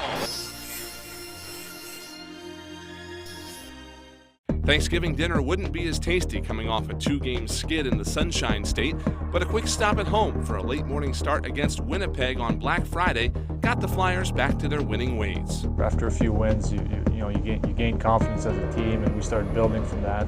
We dug a big hole for ourselves, and we're now starting to climb out of it. Since Chief became our head coach, you know, he changed a couple systems, and you know, we play from above the puck a lot more, and you know, it's a lot easier. The new system took a little while, and but now I feel like we're firing on all cylinders. For me, it was the confidence of our hockey team, and I thought they started getting that in the Edmonton game.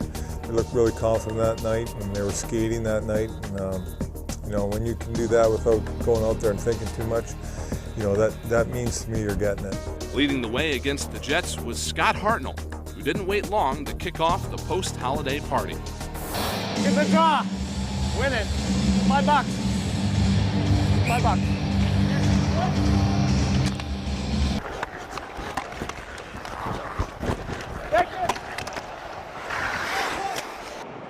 Who was it? Kane. Look, he's not having a good game. Kobe. Hit me on the goal line by the boards. Down there. By the shot sign.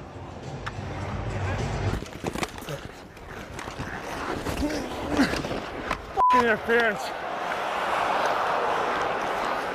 No. You're going to the goal. I'm going to the goal line. You go to the net. Play in Florida? Yeah. When you were on the board there, you passed it to me and I jammed it. Oh, you want me to hold out? Oh, that play. Ah. You walk to the middle, pass it to me at the stub hub sign, like the holdout play. No, and I'll get it low and I'll I thought we were doing a new one. I don't even know what's a new one. Go, 2-on-2.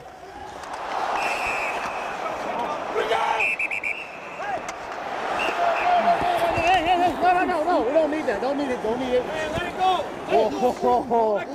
Take one there, you Try him, Stewie. You want to try him? High goes the runner, boys. It's not baseball, and that's false, too. Fuck! You have to actually beat the guy. First base, 100%. Google it. Down.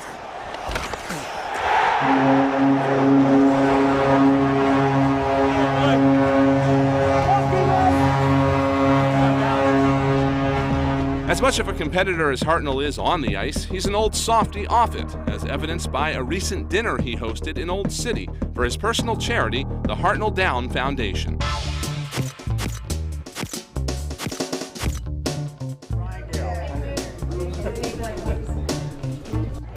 Cough, look over here. Excuse me, shut up, Steve Mason, please. Go sit down. I'd just like to welcome everybody. I don't know if it's going to be inaugural or not, but it's a very special evening tonight. The Hartnell Down Foundation.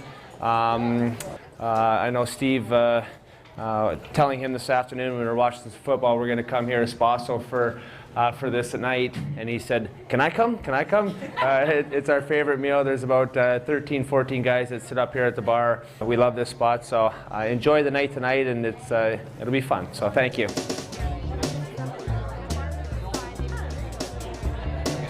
I got a question first, though. My question is there body checking allowed in this? Yeah?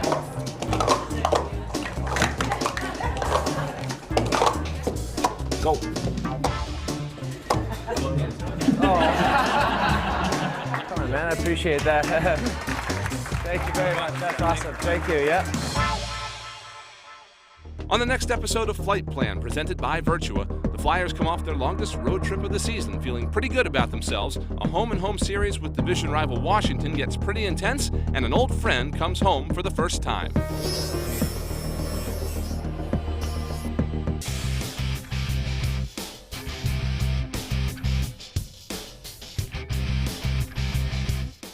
He played just 6 seasons in orange and black, but Danny Briere was beloved by the Flyers fan base. A feisty player who was fearless around the net despite his smaller stature, Briere was one of the best clutch performers of his generation. He owns the Flyers franchise record for points in a postseason with 30 in 2010, becoming only the 28th player in NHL history to reach that plateau and just the 3rd this century. But the Flyers needed to part ways with Briere last summer, albeit amicably. So it was a given that he'd be welcomed back with open arms when he returned to Philadelphia for the first time as a member of the Montreal Canadiens. Like I said when this past summer, this is still home for me, and it will be even after my career. So, Philadelphia will always have a special place in my heart. This is that story. This is the Flyers Flight Plan.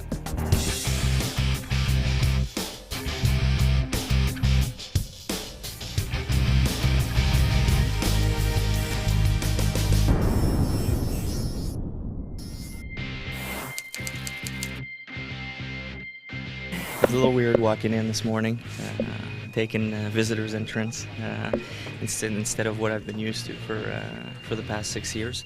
But it's also a good feeling coming back here, seeing a lot of familiar faces and people that I've had a lot of good times with the past few years. Briere and the Canadiens were in town early, waiting for the Flyers to return home from their longest road trip of the season. As game day arrived, Flyers coach Craig Berube challenged his team to play with more physicality and desperation in a very important game, leaning heavily on his second line, centered by Sean Couturier. Down, Chip!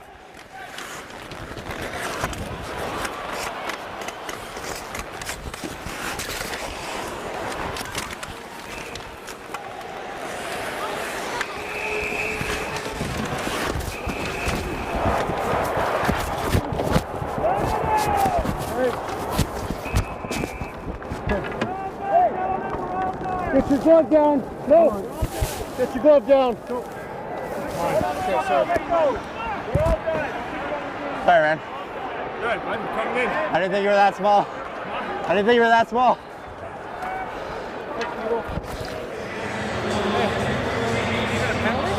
Hey? Is it even a penalty? I think it was an elbow right to the head. They might call it now.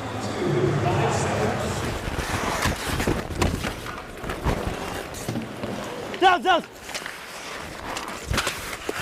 Get. What did I do? Can't hit? Seriously, what can I do? High stick? Flyers penalty number 14, Sean Couturier, 2 minutes for high sticking. 5 minutes and 4 seconds. 3, 2, 1, go. Hey!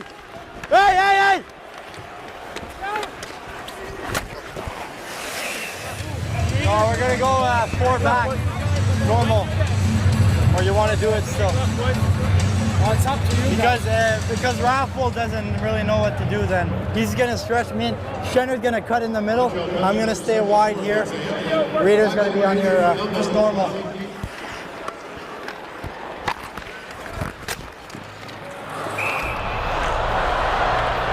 While Couturier's line was superb in shutting down the speedy Habs, it was a new line that Berube put together that started paying immediate dividends as Michael Raffle's promotion to top-line left wing sparked the offense. Voracek trying to spin in front. To Raffle for the shot. He scores! And he has his second NHL goal. The Flyers a 1-0 lead. The change even saw a better performance from Claude Giroux, who, like Raffle, was the recipient of a great pass from Jake Voracek and put it home for what would be the game-winning goal. Shin picks his way back into the Montreal end. Left wing, Voracek out in front. Giroux with a shot, he scores! The Flyers clamped down from there, frustrating the Canadiens to the point that upon the conclusion of the game, some emotions boiled over. Takes it to the wall, makes it off the glass, out to center ice, that'll do it. And now we got a scrum. Mason ends up with Gallagher. Gallagher now taking punches from Reed, and all of a sudden it gets wild and crazy as the horn sounds. Flyers have won the hockey game 2-1, but Gallagher ended up all tangled up with Mason.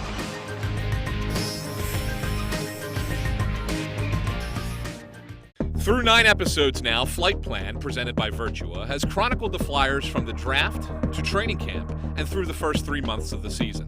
Looking forward, this under-the-helmet peek at the team promises to be even more embedded with the organization in 2014 and beyond, as the team returns from their annual holiday road trip up through the Olympic break, the home stretch, and hopefully a playoff run.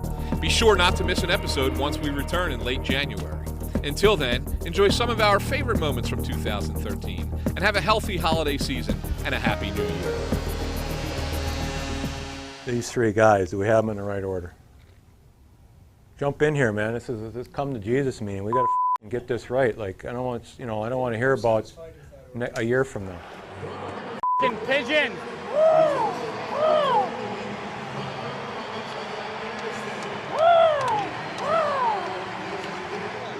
No. You're going to the goal. I'm going to the goal line. You go to the net. Play in Florida? Yeah. When you were on the board there, you passed it to me and I jammed it. Oh, you want me to hold out? Oh, that play. Ah. You walk to the middle, pass it to me at the StubHub sign, like the holdout play. No, and I'll get it low and I thought we were doing a new one. I don't even know what's a new one. Did anybody ever tell you you resemble Chris Pronger facially? Have you ever been told that? No. I think no. In a Russian guy in Rocky, a lot of people say I'm like him. Like when he fight a Russian guy. Ivan Drago? Yeah, Drago, exactly. Yeah. Oh, can't believe you don't want to fight. You have such a nice skin. You think so? You really do. So nice of you. You do.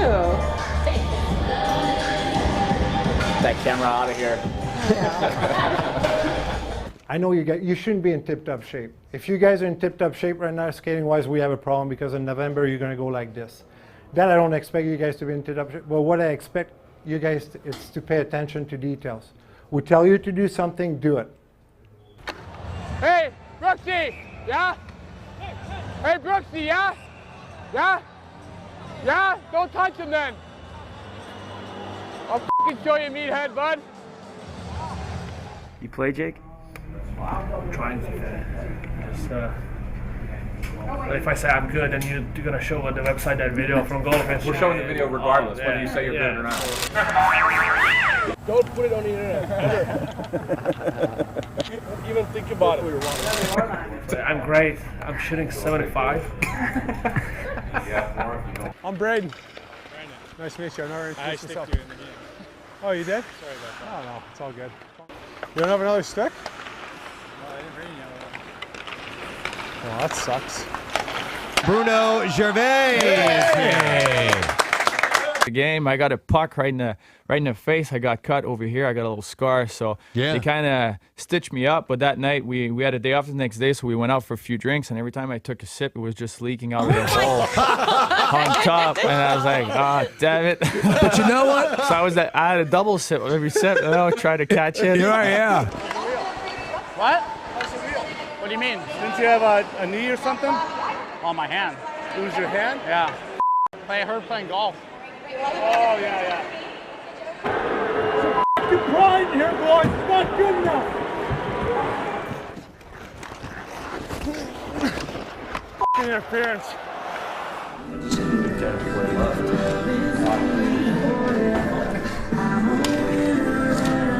you feel the same way? Have you played left?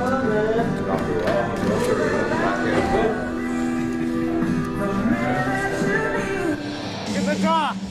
Win it. $5. $5. You know, I'm not sure yet about the lines and everything, but tonight you're with G and Vinny. Shoot the puck and go to the net. Hey, be physical, but smart. Yeah.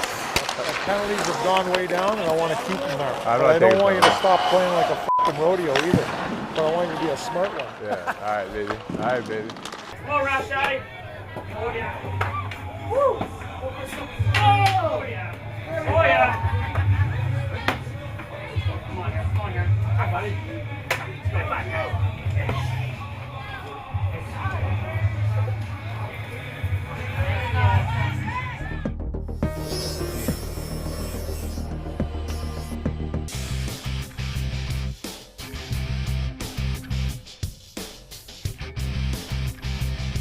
When we last left the Flyers, they were playing better hockey, but were still a sub-500 team and still on the outside looking in for a playoff spot. But 1 month later, the Flyers had picked up points in 10 of 12 games and suddenly found themselves sitting in second place in the Metropolitan Division. They did it by becoming a cohesive group, playing with structure within a tight system that coach Craig Berube had employed. They won with a bevy of crazy third-period comebacks, matching a franchise record with 9 so far this season. But how did all of this come together? This is that story. This is the Flyers flight plan.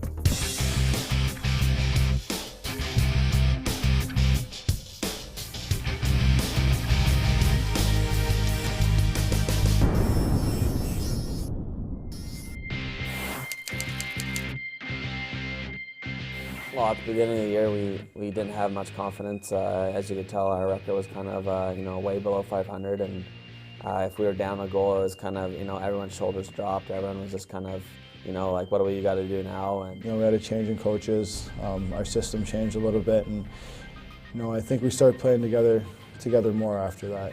It's just something inside those guys. They don't feel like they're ever out of a game, and they always feel they can come back. And if we're down a goal or 2 goals in the third period, it's everyone's on the bench. We got this game. This is we got a lot of time to score 2 goals. Right now, they're scoring lots of goals. So when you're scoring lots of goals, you have that confidence that you can come back in a game.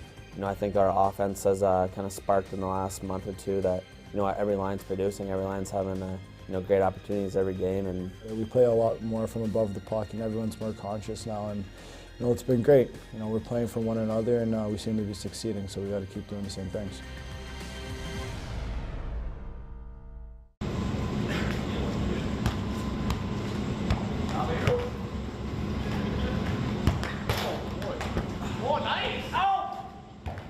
So we played 2-touch before the game. Before every game, we got to get probably about a good 12 to 14 guys out there. You can only hit the ball twice, and obviously once it touches the ground, the player that screws up is out, and the last guy standing wins the game.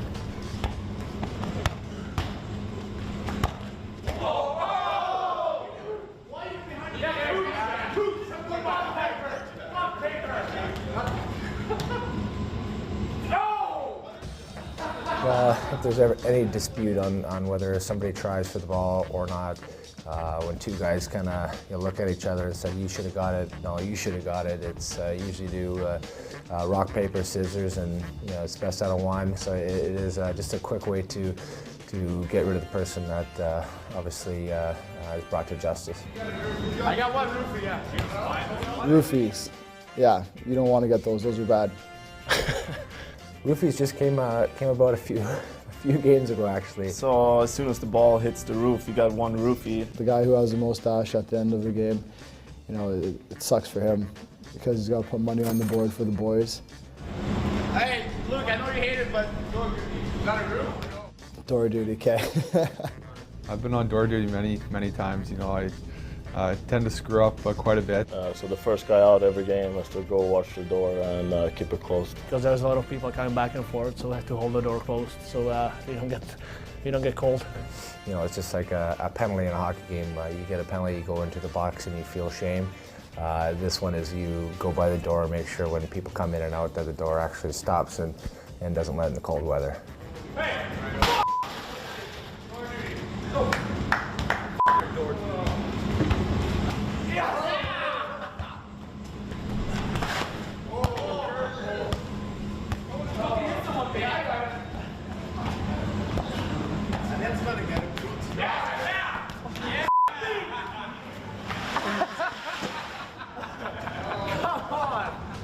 So most of the guys, whatever, they give honest efforts, except for Scott Hartnell. It's called the Hartnell Soccer League, so he makes the rules, so I guess he's cheating the most. Kick the ball to him, and if it's not directly at his chest or at his leg or something like that, there's no way he's getting the ball. I would say that they're just jealous of my skill, my tenacity on the ball, just everything that comes with being a good two-touch soccer player. Oh my God, G! You're better than that! Stop going on! Michael Raffl was a virtual unknown when he was signed to a free agent contract by the Flyers last May. Playing in the second-tier league in Sweden, Raffl was definitely considered by many to be a long-shot project, but the Flyers felt he could be much more than that. After a brief trip down to the Phantoms, Raffl was recalled to the big club during the second week of the season. However, he didn't blossom until coach Craig Berube inserted him onto the top line in December. Since then, the Flyers have been an offensive juggernaut, averaging 3.5 goals per game. I think he's a great player.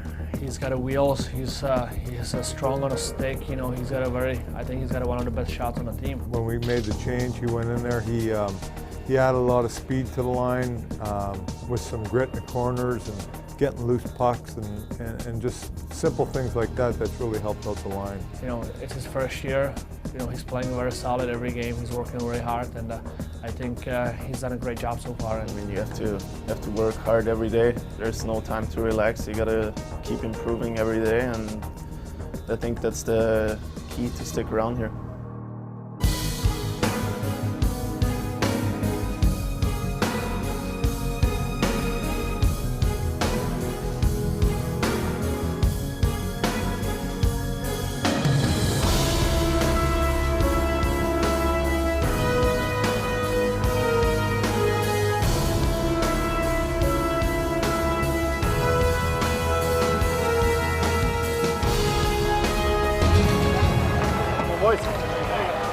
Dude!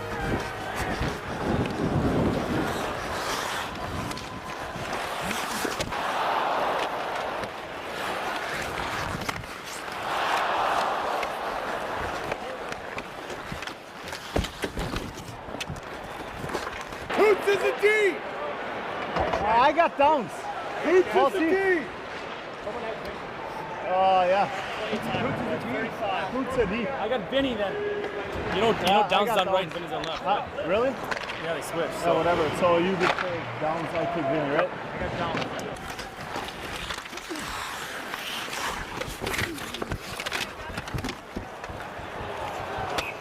There, Georgie.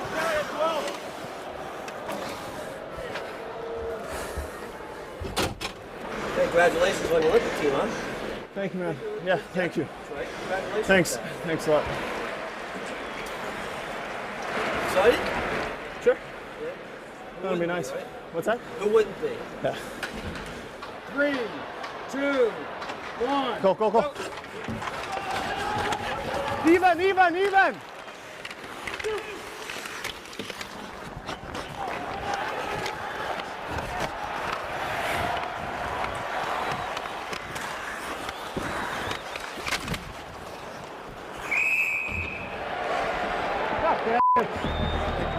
Part of what makes Raffl such a good fit for the Flyers is that he exudes confidence, and does so in a calming and even funny manner that has not been lost on either his coach or his teammates. And never was that more evident than when Berube decided to call on him in a shootout in Edmonton with the game on the line against former Flyers goalie Ilya Bryzgalov. He went on the ice, he was the last guy shooting, and we kind of tried to cheer him up, because he thought he was a little nervous or something. He goes out there and he goes, "Don't worry, boys, I got it." Like, that's just kind of the guy he is. The rookie, and a chance to win the game for the Flyers. On in, holds, scores! Raffl is definitely a guy who gets a lot of scoring chances, but against Montreal, getting the game winner was a bit on the lucky side. Keys up. Anytime we get 2-on-1, I want you to go far post. I'll find you.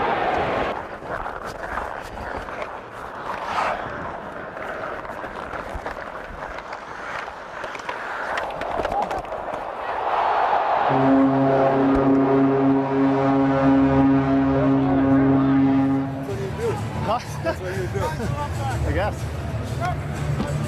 Every 6 game. I had some good, really good scoring chances, and then you get something like that, like a rebound, and you just whack on it and it bounces in. It's like, it's life. Sometimes it goes in, sometimes it doesn't, On the next episode of Flight Plan, presented by Virtua, the chase for the playoffs begins to heat up in a pre-Olympic stretch of games that includes visits from Boston and Detroit, and the Flyers head west to California for another tough road trip against some of the best teams in the Western Conference.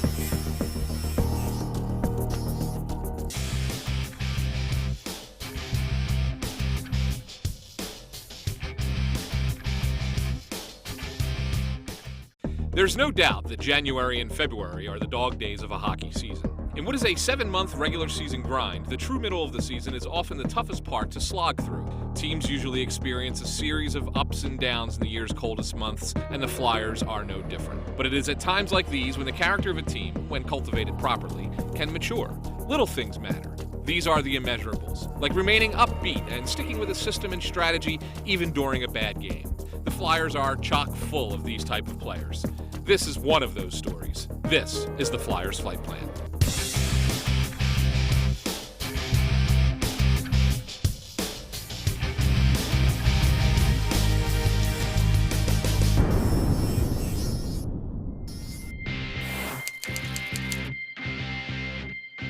The Boston Bruins have been a storied rival for the Flyers over the years, and matchups between the two teams have been steeped in Philadelphia sports lore. From the first Stanley Cup to the historic comeback from a 3-0 series deficit to win the Eastern Conference semifinals in 2010. But sometimes, the Bruins get the best of the Flyers too. And on this night in January, that was going to be the case. But the final score aside, guys like Adam Hall, one of the Flyers' energy players, never lets his spirits drop and never stops playing the game. Watch that one-timer.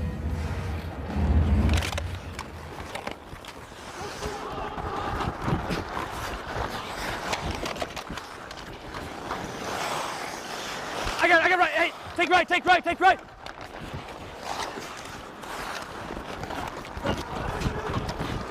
Dozer. Next time, just go ahead and pop it out on my tape back door. What's that? Go ahead and pop that rebound out on my tape back door. I wanted to, and my ankle elevation just created a lot of lift. I don't want to hear excuses right now. Absorbed right into his crest. Keep going. I got Jake. Yeah, here's Jake.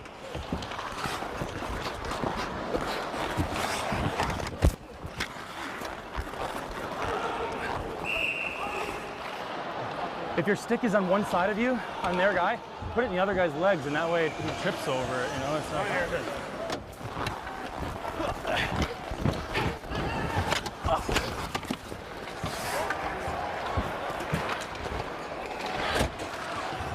Keep working him down low like that. Good job in the sock. Yeah, I was going for the pad. Who was going to net, you? He was driving the net. I was getting ready for the dozer play, back door.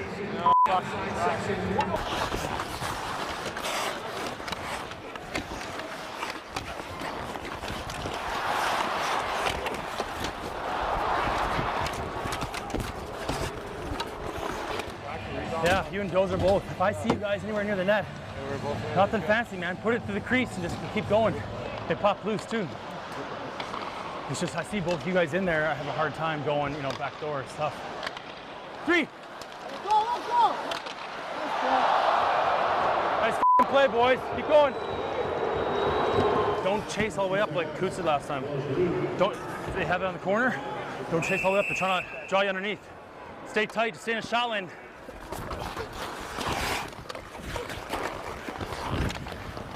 Beep. Chip.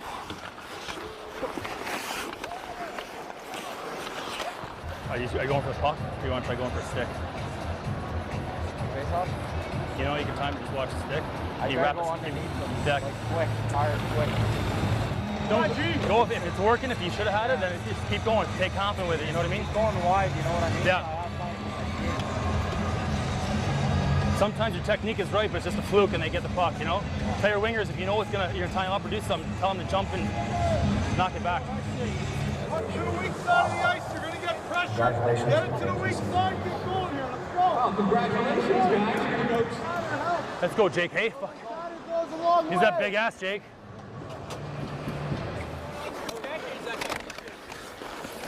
Soupy.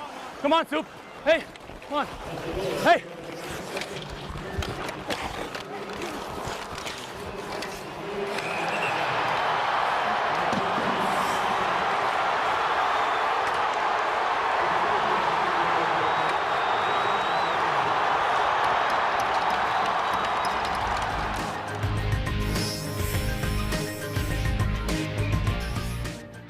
Hall is as blue-collar a player as there is in the NHL. He was waived twice and traded once, playing for 3 teams in a 17-day span in 2013. It was just the latest hurdle in a career built on being a survivor.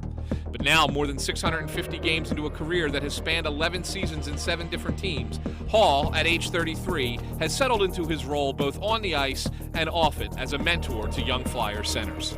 Sometimes you just have experience against certain centermen on opposing teams or certain situations where maybe you've discovered like a little trick that works here and there, but and if you can kind of share that with other guys in the team, or sometimes it's you know, there's no age limit. I mean, sometimes younger guys on the team will have something that works, and you know, it's something we all try and kind of work together. So just, you know, do the best job possible. I mean, he's an experienced player, He's developed little niches from penalty killing to face-offs to checking to have a good career in the NHL in that way. So I think he takes pride in face-offs. I think that's a big part of face-offs, is taking pride in competing and working with the Couturiers and the Shens and so forth after practice. He passes on little tips that have helped him over the years. You know, when things are going well, I think it's easy to be a positive person and enjoy it and stuff. I think it's when the tough times kind of hit and maybe your team's not doing as well as you'd like, that it really takes some effort where you're trying to keep that energy up, trying to keep everything focused and positive, and you know, I think it's key. We have a lot of guys in the team actually that do that and that help each other through. Sometimes you come back to the bench and you've had a tough shift or a tough break or whatever it is, and we're lucky where we have that character and that camaraderie and that chemistry in our team where there's always somebody there to kind of pick you up and refocus you for the next shift. Looking for a pick-me-up following the tough loss to Boston, the Flyers got one when they were able to spend an afternoon mingling with their fans at the 38th annual Flyers Wives Carnival benefiting local Philadelphia charities. Spending time with the fans has a way of boosting morale like no other, and it did just that for the Flyers, who were having fun before the event even started, as Zach Ronaldo decided to man the flight plan camera. I think we've been playing a lot more consistently the last little while. Been able to win some games. I think as a group, I think we're trying to figure out our roles as a team and knowing we need to play to win. Chubby. Steve.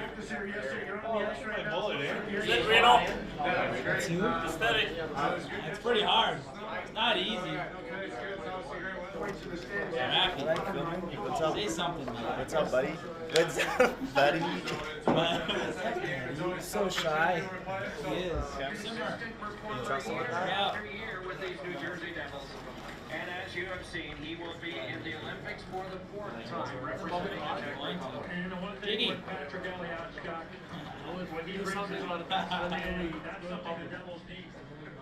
Shannon, I'm surprised you're not eating.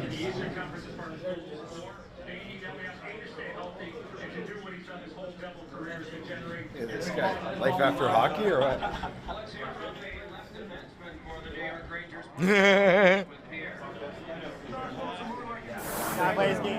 What's up, man? Jay, good to meet you.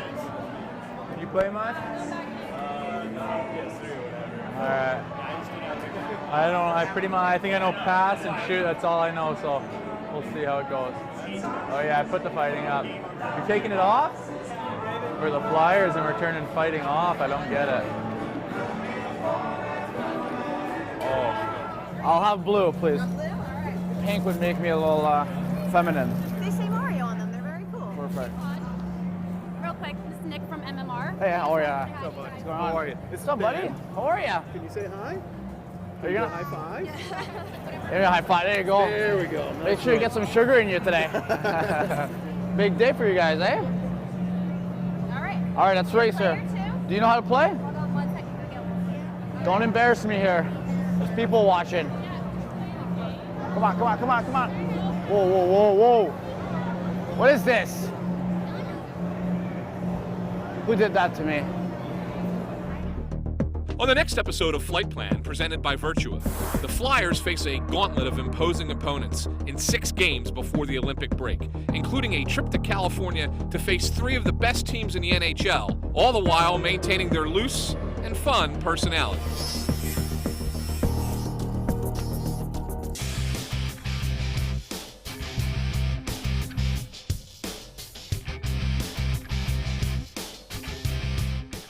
The month of February is usually the most dreaded in a hockey season. It's when everything seems to drag. The weather is often cold and the playoff push, while around the corner, is still a bit off in the distance. But this year it was different. This year it offered fewer games, as well as a lengthy break thanks to the Winter Olympics. So for the Flyers, it was a chance to play some good hockey before the break, and then get some downtime before the season really ramped up again in March. This is that story. This is the Flyers Flight Plan.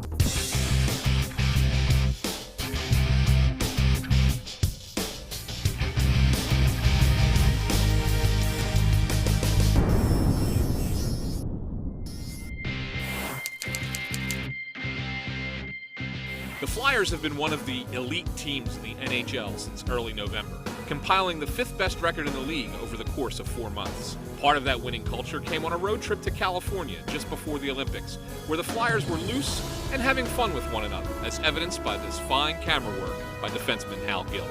Hey Braden, how are you? That's a nice pose. Who do you like in the game today? Oh, you're Canadian. There's a football game. Okay, Super Bowl. Rough Riders. Rough Riders? Yeah. Which team? The Ottawa Rough Riders or the? The only Rough Riders. Oh, there's only one. Sorry. Who do you like? Come on. Seattle. Seattle. By how much? By 3 points. Ooh. Jake, it's a big day for you. You're gonna watch some football. I picked Seattle. Who do you like to win this game? Your goalie, that's going to be Seattle. What's the score? I'm going to say 24-17. Do you think they're going to keep Peyton Manning down to 17 points? Have you been drinking this morning? Last Okay, good. Are you betting on heads or tails? I always do. I want to. Heads? I really have a good feeling on tails. He loves What? I said head? He loves You live 2 houses down from me. This is how Vinny gets ready for a big practice. A lot of people warm up, get focused. Comedy Central for the big cat. Mace, Hey, how what are you doing? What's this for? This is for the flight plan. Oh, what's going on, man? Just here in What are you doing? What are you doing? You're looking at your sticks. What are you doing with those? Making sure that they're not broken, so when I'm firing sauce out there, it's gonna go tape to tape. That's the game stick from last night. Is it broke? Looks a little whippy. Well, You like it like that? Makes it extra saucy. Good. Why are you doing all this flight plan stuff? Because apparently our guys don't like to work. Never too high after a big win. Just keep it calm. Laces out. The rookie seat right next to the dumper. Hey, I'm flying somewhere! Yay! Yeah.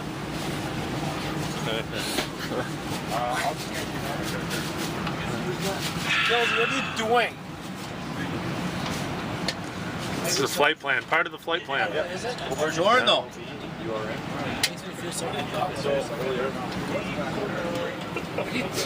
Hey, bud. This is his ritual. He usually has a little bit of water, and then he has obscene amounts of chocolate from Switzerland.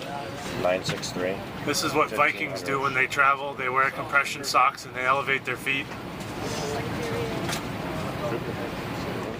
Don't fill that skill. 425, you gotta buy at least. You what?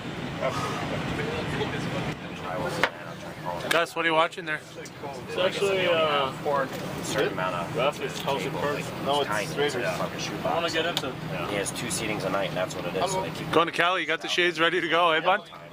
the next group. Good for you. Cool to try. Yeah, it's needed. You're gonna fit right in out there. I want to. It's okay. I'm You're so rich. Killing me through. Oh, there we go. Living the dream. This is us living the dream.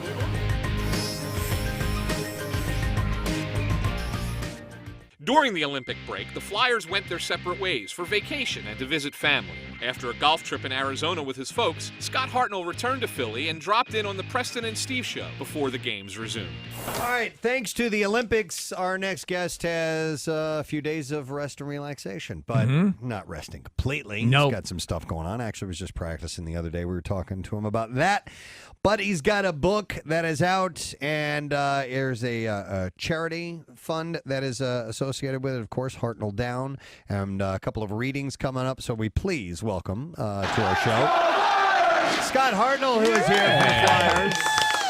Morning, Scott. How you doing? I'm great this morning. Thank you. Excellent. Good to see you, man. I feel right now. I feel a little nervous, like it's your first game of the year or something. I mean, it's the first time in the big studio with the big guys. And, so I'm a little nervous. Not gonna lie. We can understand why you would be in awe. I mean, no. You love the yoga, don't you? I do. I haven't done it much during the year, but when there's time off in the summer, I love it. It clears my mind more than anything. Do you do the Bikram or the hot yoga, or which do you do? Not the Bikram. I've never done that. I heard kind of mixed reviews about it. I like the flow where you're kind of up and down and moving and like a Tai Chi sort of thing. Yeah. So when you're you can look at things around you when you're. You can see your own taint. You've been so much. Can you do any of those funky balancing poses where your legs are off to the side and you're just on your hands or anything like that? Balance on my fingertips, inverted and all that kind of stuff. Is that really? good? Yeah. No, I can't do that. Can we see it? No, I can't. He's a do kung that. fu master. Yeah. But when did this idea come to you? I want to do a kids book. Has it been out? Has it been a while that had been in the works? Well, the whole thing was, with the foundation, the Hartnell Down Foundation, we were, selling merchandise, and we wanted to figure out something else that we could raise money for and just selling T-shirts. And we were on a call with my family and friends, and I was like, well, we write a children's book. And my brothers are like, you're an idiot. All this As brothers are always supportive. Yeah. I don't know if anybody's aware of this, but Bernie Perrant wrote a kids book. Yeah. Yeah. Really? And I actually have a little excerpt of it here. Would you read a little excerpt of this book from Bernie Perrant? It's nothing you're going to get in trouble. No, you won't get in trouble. What am I getting into? No, you won't get in trouble. Here, I'm gonna read hand it. this to you. Hang on a second here. Music. So. Perfect. The Story of the Magical Hockey Puck by Bernie Perrant. Perfect.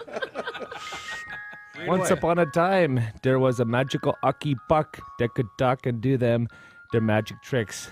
And one day, hey, little boy, is that your mommy over there in the yoga pants? Okay, that's enough. That's enough. I love you, Bernie. I'm going to get in trouble for that. You know that. Well, not to give it away, but the story ends with Bernie inviting Mommy to come and join him on his boat. Oh, that's sweet. I think it's just sweet. You know, Bernie likes the ladies and loves his boat. He loves his boat. Yeah. Anyway. So is Bernie going to be at this bowling thing? This bowling, the That's Claude right. Giroux's That's bowling Claude event? Giroux's event. That's Yeah, and the odds are if he's going to get hurt or not at another sporting event. Dude, you know, I'm not sure what the odds are. So it's not golf. So we've asked him about it, and I play golf regularly, and I've never heard of anybody hurting themselves that way before. Hey, when it comes to figure skating, are there any moves that you can do? Can you do at least a single axle or a single toe loop or a double or? I haven't tried Death necessarily. spiral. There'll be a Hartnell down for sure if I try anything like that. I could shoot the duck though when you. I can't do it right now. I'm sitting down. But you're on one leg and you kind of squat down, and your other leg is like that's straight cool. out. So I think I read once that was your first game in Japan? yes, it was. And, Yep. And so what are you, like an 19-year-old kid? 18 years old. Yep. But it was an NHL game, an exhibition. It was a real game, but Yep. but they took it overseas, and that must have been really wild to start your career in a foreign country. I remember my first shift. I'll never forget it. I went out there with another rookie and a guy that had played a few years, and I think I only played 2 minutes that game, which is like 2 shifts. And Right. I look out there and there's Mario Lemieux, Yarmer Yager, and Jan Herdina, and I'm like, oh my gosh, this is pretty neat. And I look back at the bench, and our coach is like, change it up, change it up. So my first Scott Hartnell, Yeah. on the Preston and Steve Show. Hartnell down. On the next episode of Flight Plan, presented by Virtua, the rivalry, the hatred, the Pittsburgh Penguins.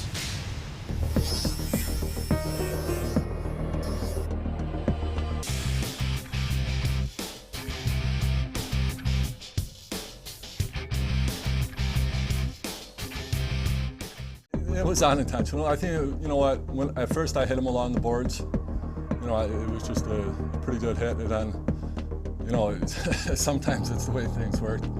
About 10 seconds later, I went to lift his stick. I missed his stick, and it came up and it hit his tooth, and and there wasn't a penalty on either play, and I think that's what probably pissed him off a little bit.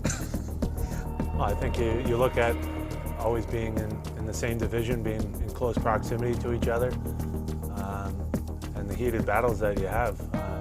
It seems like playing in Pittsburgh, you had to go through Philly to get anywhere, and I think it was probably the same way. This is that story. This is the Flyers Flight Plan.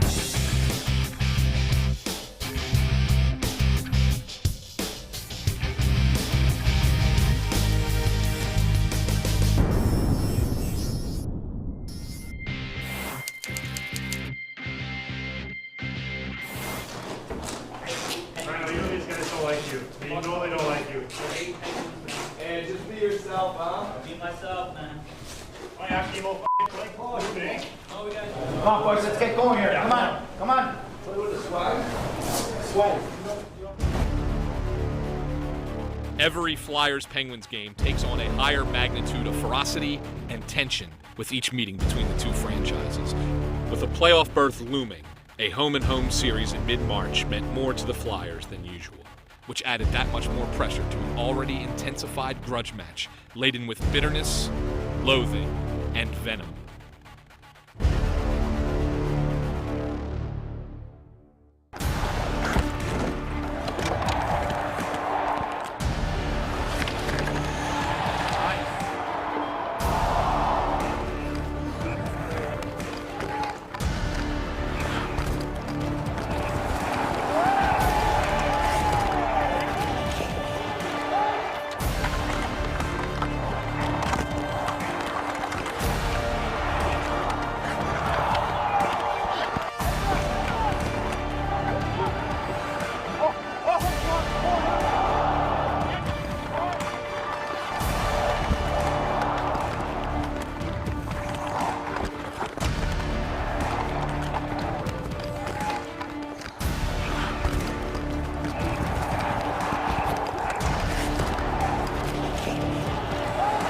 It shouldn't come as a surprise that the players on these two teams are willing to punish one another physically.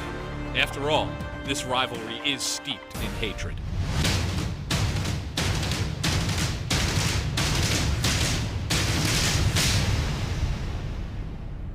Well, we always wanted to prove that a team would beat individuals, and Mario Lemieux was one of the greatest players of all time, without a doubt. But we felt like as a team we could beat their team. It wasn't about Mario, it was about the Penguins and the Flyers, and we felt like we could beat them if we stuck together as a team and all chipped in. I've always felt that the reason it became a rivalry was because if you go back to, say, the 80s when the Flyers simply annihilated the Penguins whenever they were around, it became a real grudge thing in Pittsburgh that this is one team that beats up on us both in their building and in our building. And then everything changed when Mario Lemieux finally arrived on the scene, and suddenly the Penguins became a very respectable team. And over the years, they became a competitive team that eventually eclipsed the Flyers. And now you had an era going forward where the Penguins were actually getting the better of the Flyers. So it became a really good rivalry, almost, to me, almost as good as the Flyers-Rangers, if not better.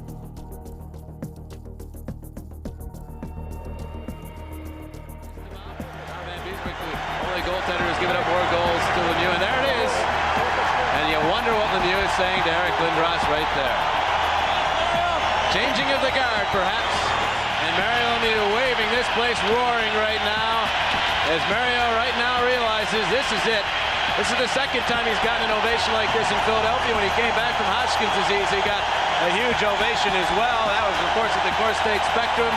As Lemieux, cameras all around him, waving.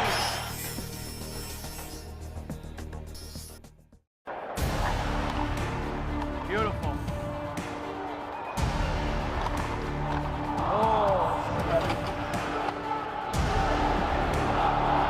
The Flyers came out and played perhaps their best first period of the season.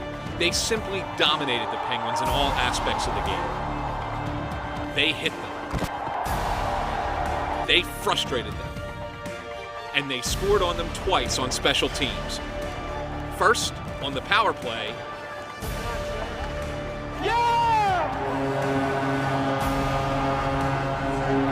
And then, shorthanded. McDonald is Couturier stealing the pass to Reed, the shot! They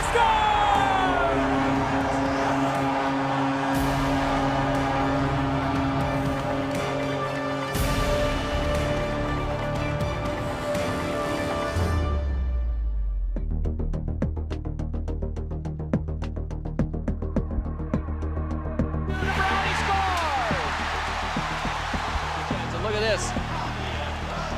Rob Brown's on the run. Dave Poulin got in the way. Ron Finn got in the way. He scored a goal. They were beating us bad. He scored a goal, and I felt like his celebration was excessive, though I've watched it since, and it wasn't quite as excessive as I thought.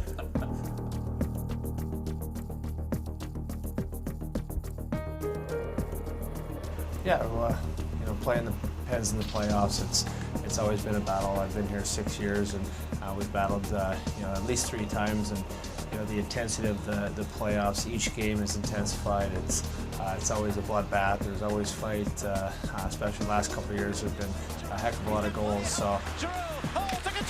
He scored! And he has a Stanley Cup playoff hat trick. Just the highs and lows of a series, especially during the regular season as well. And it's just fun to play against Crosby and Malkin and a couple of the best players in the world to try and shut them down.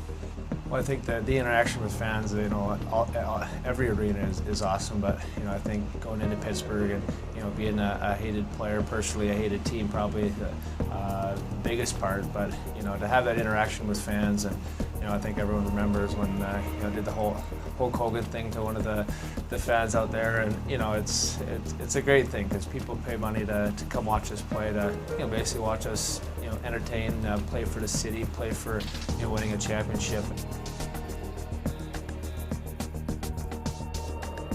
Now, my personal favorite will always be the 5 overtime game.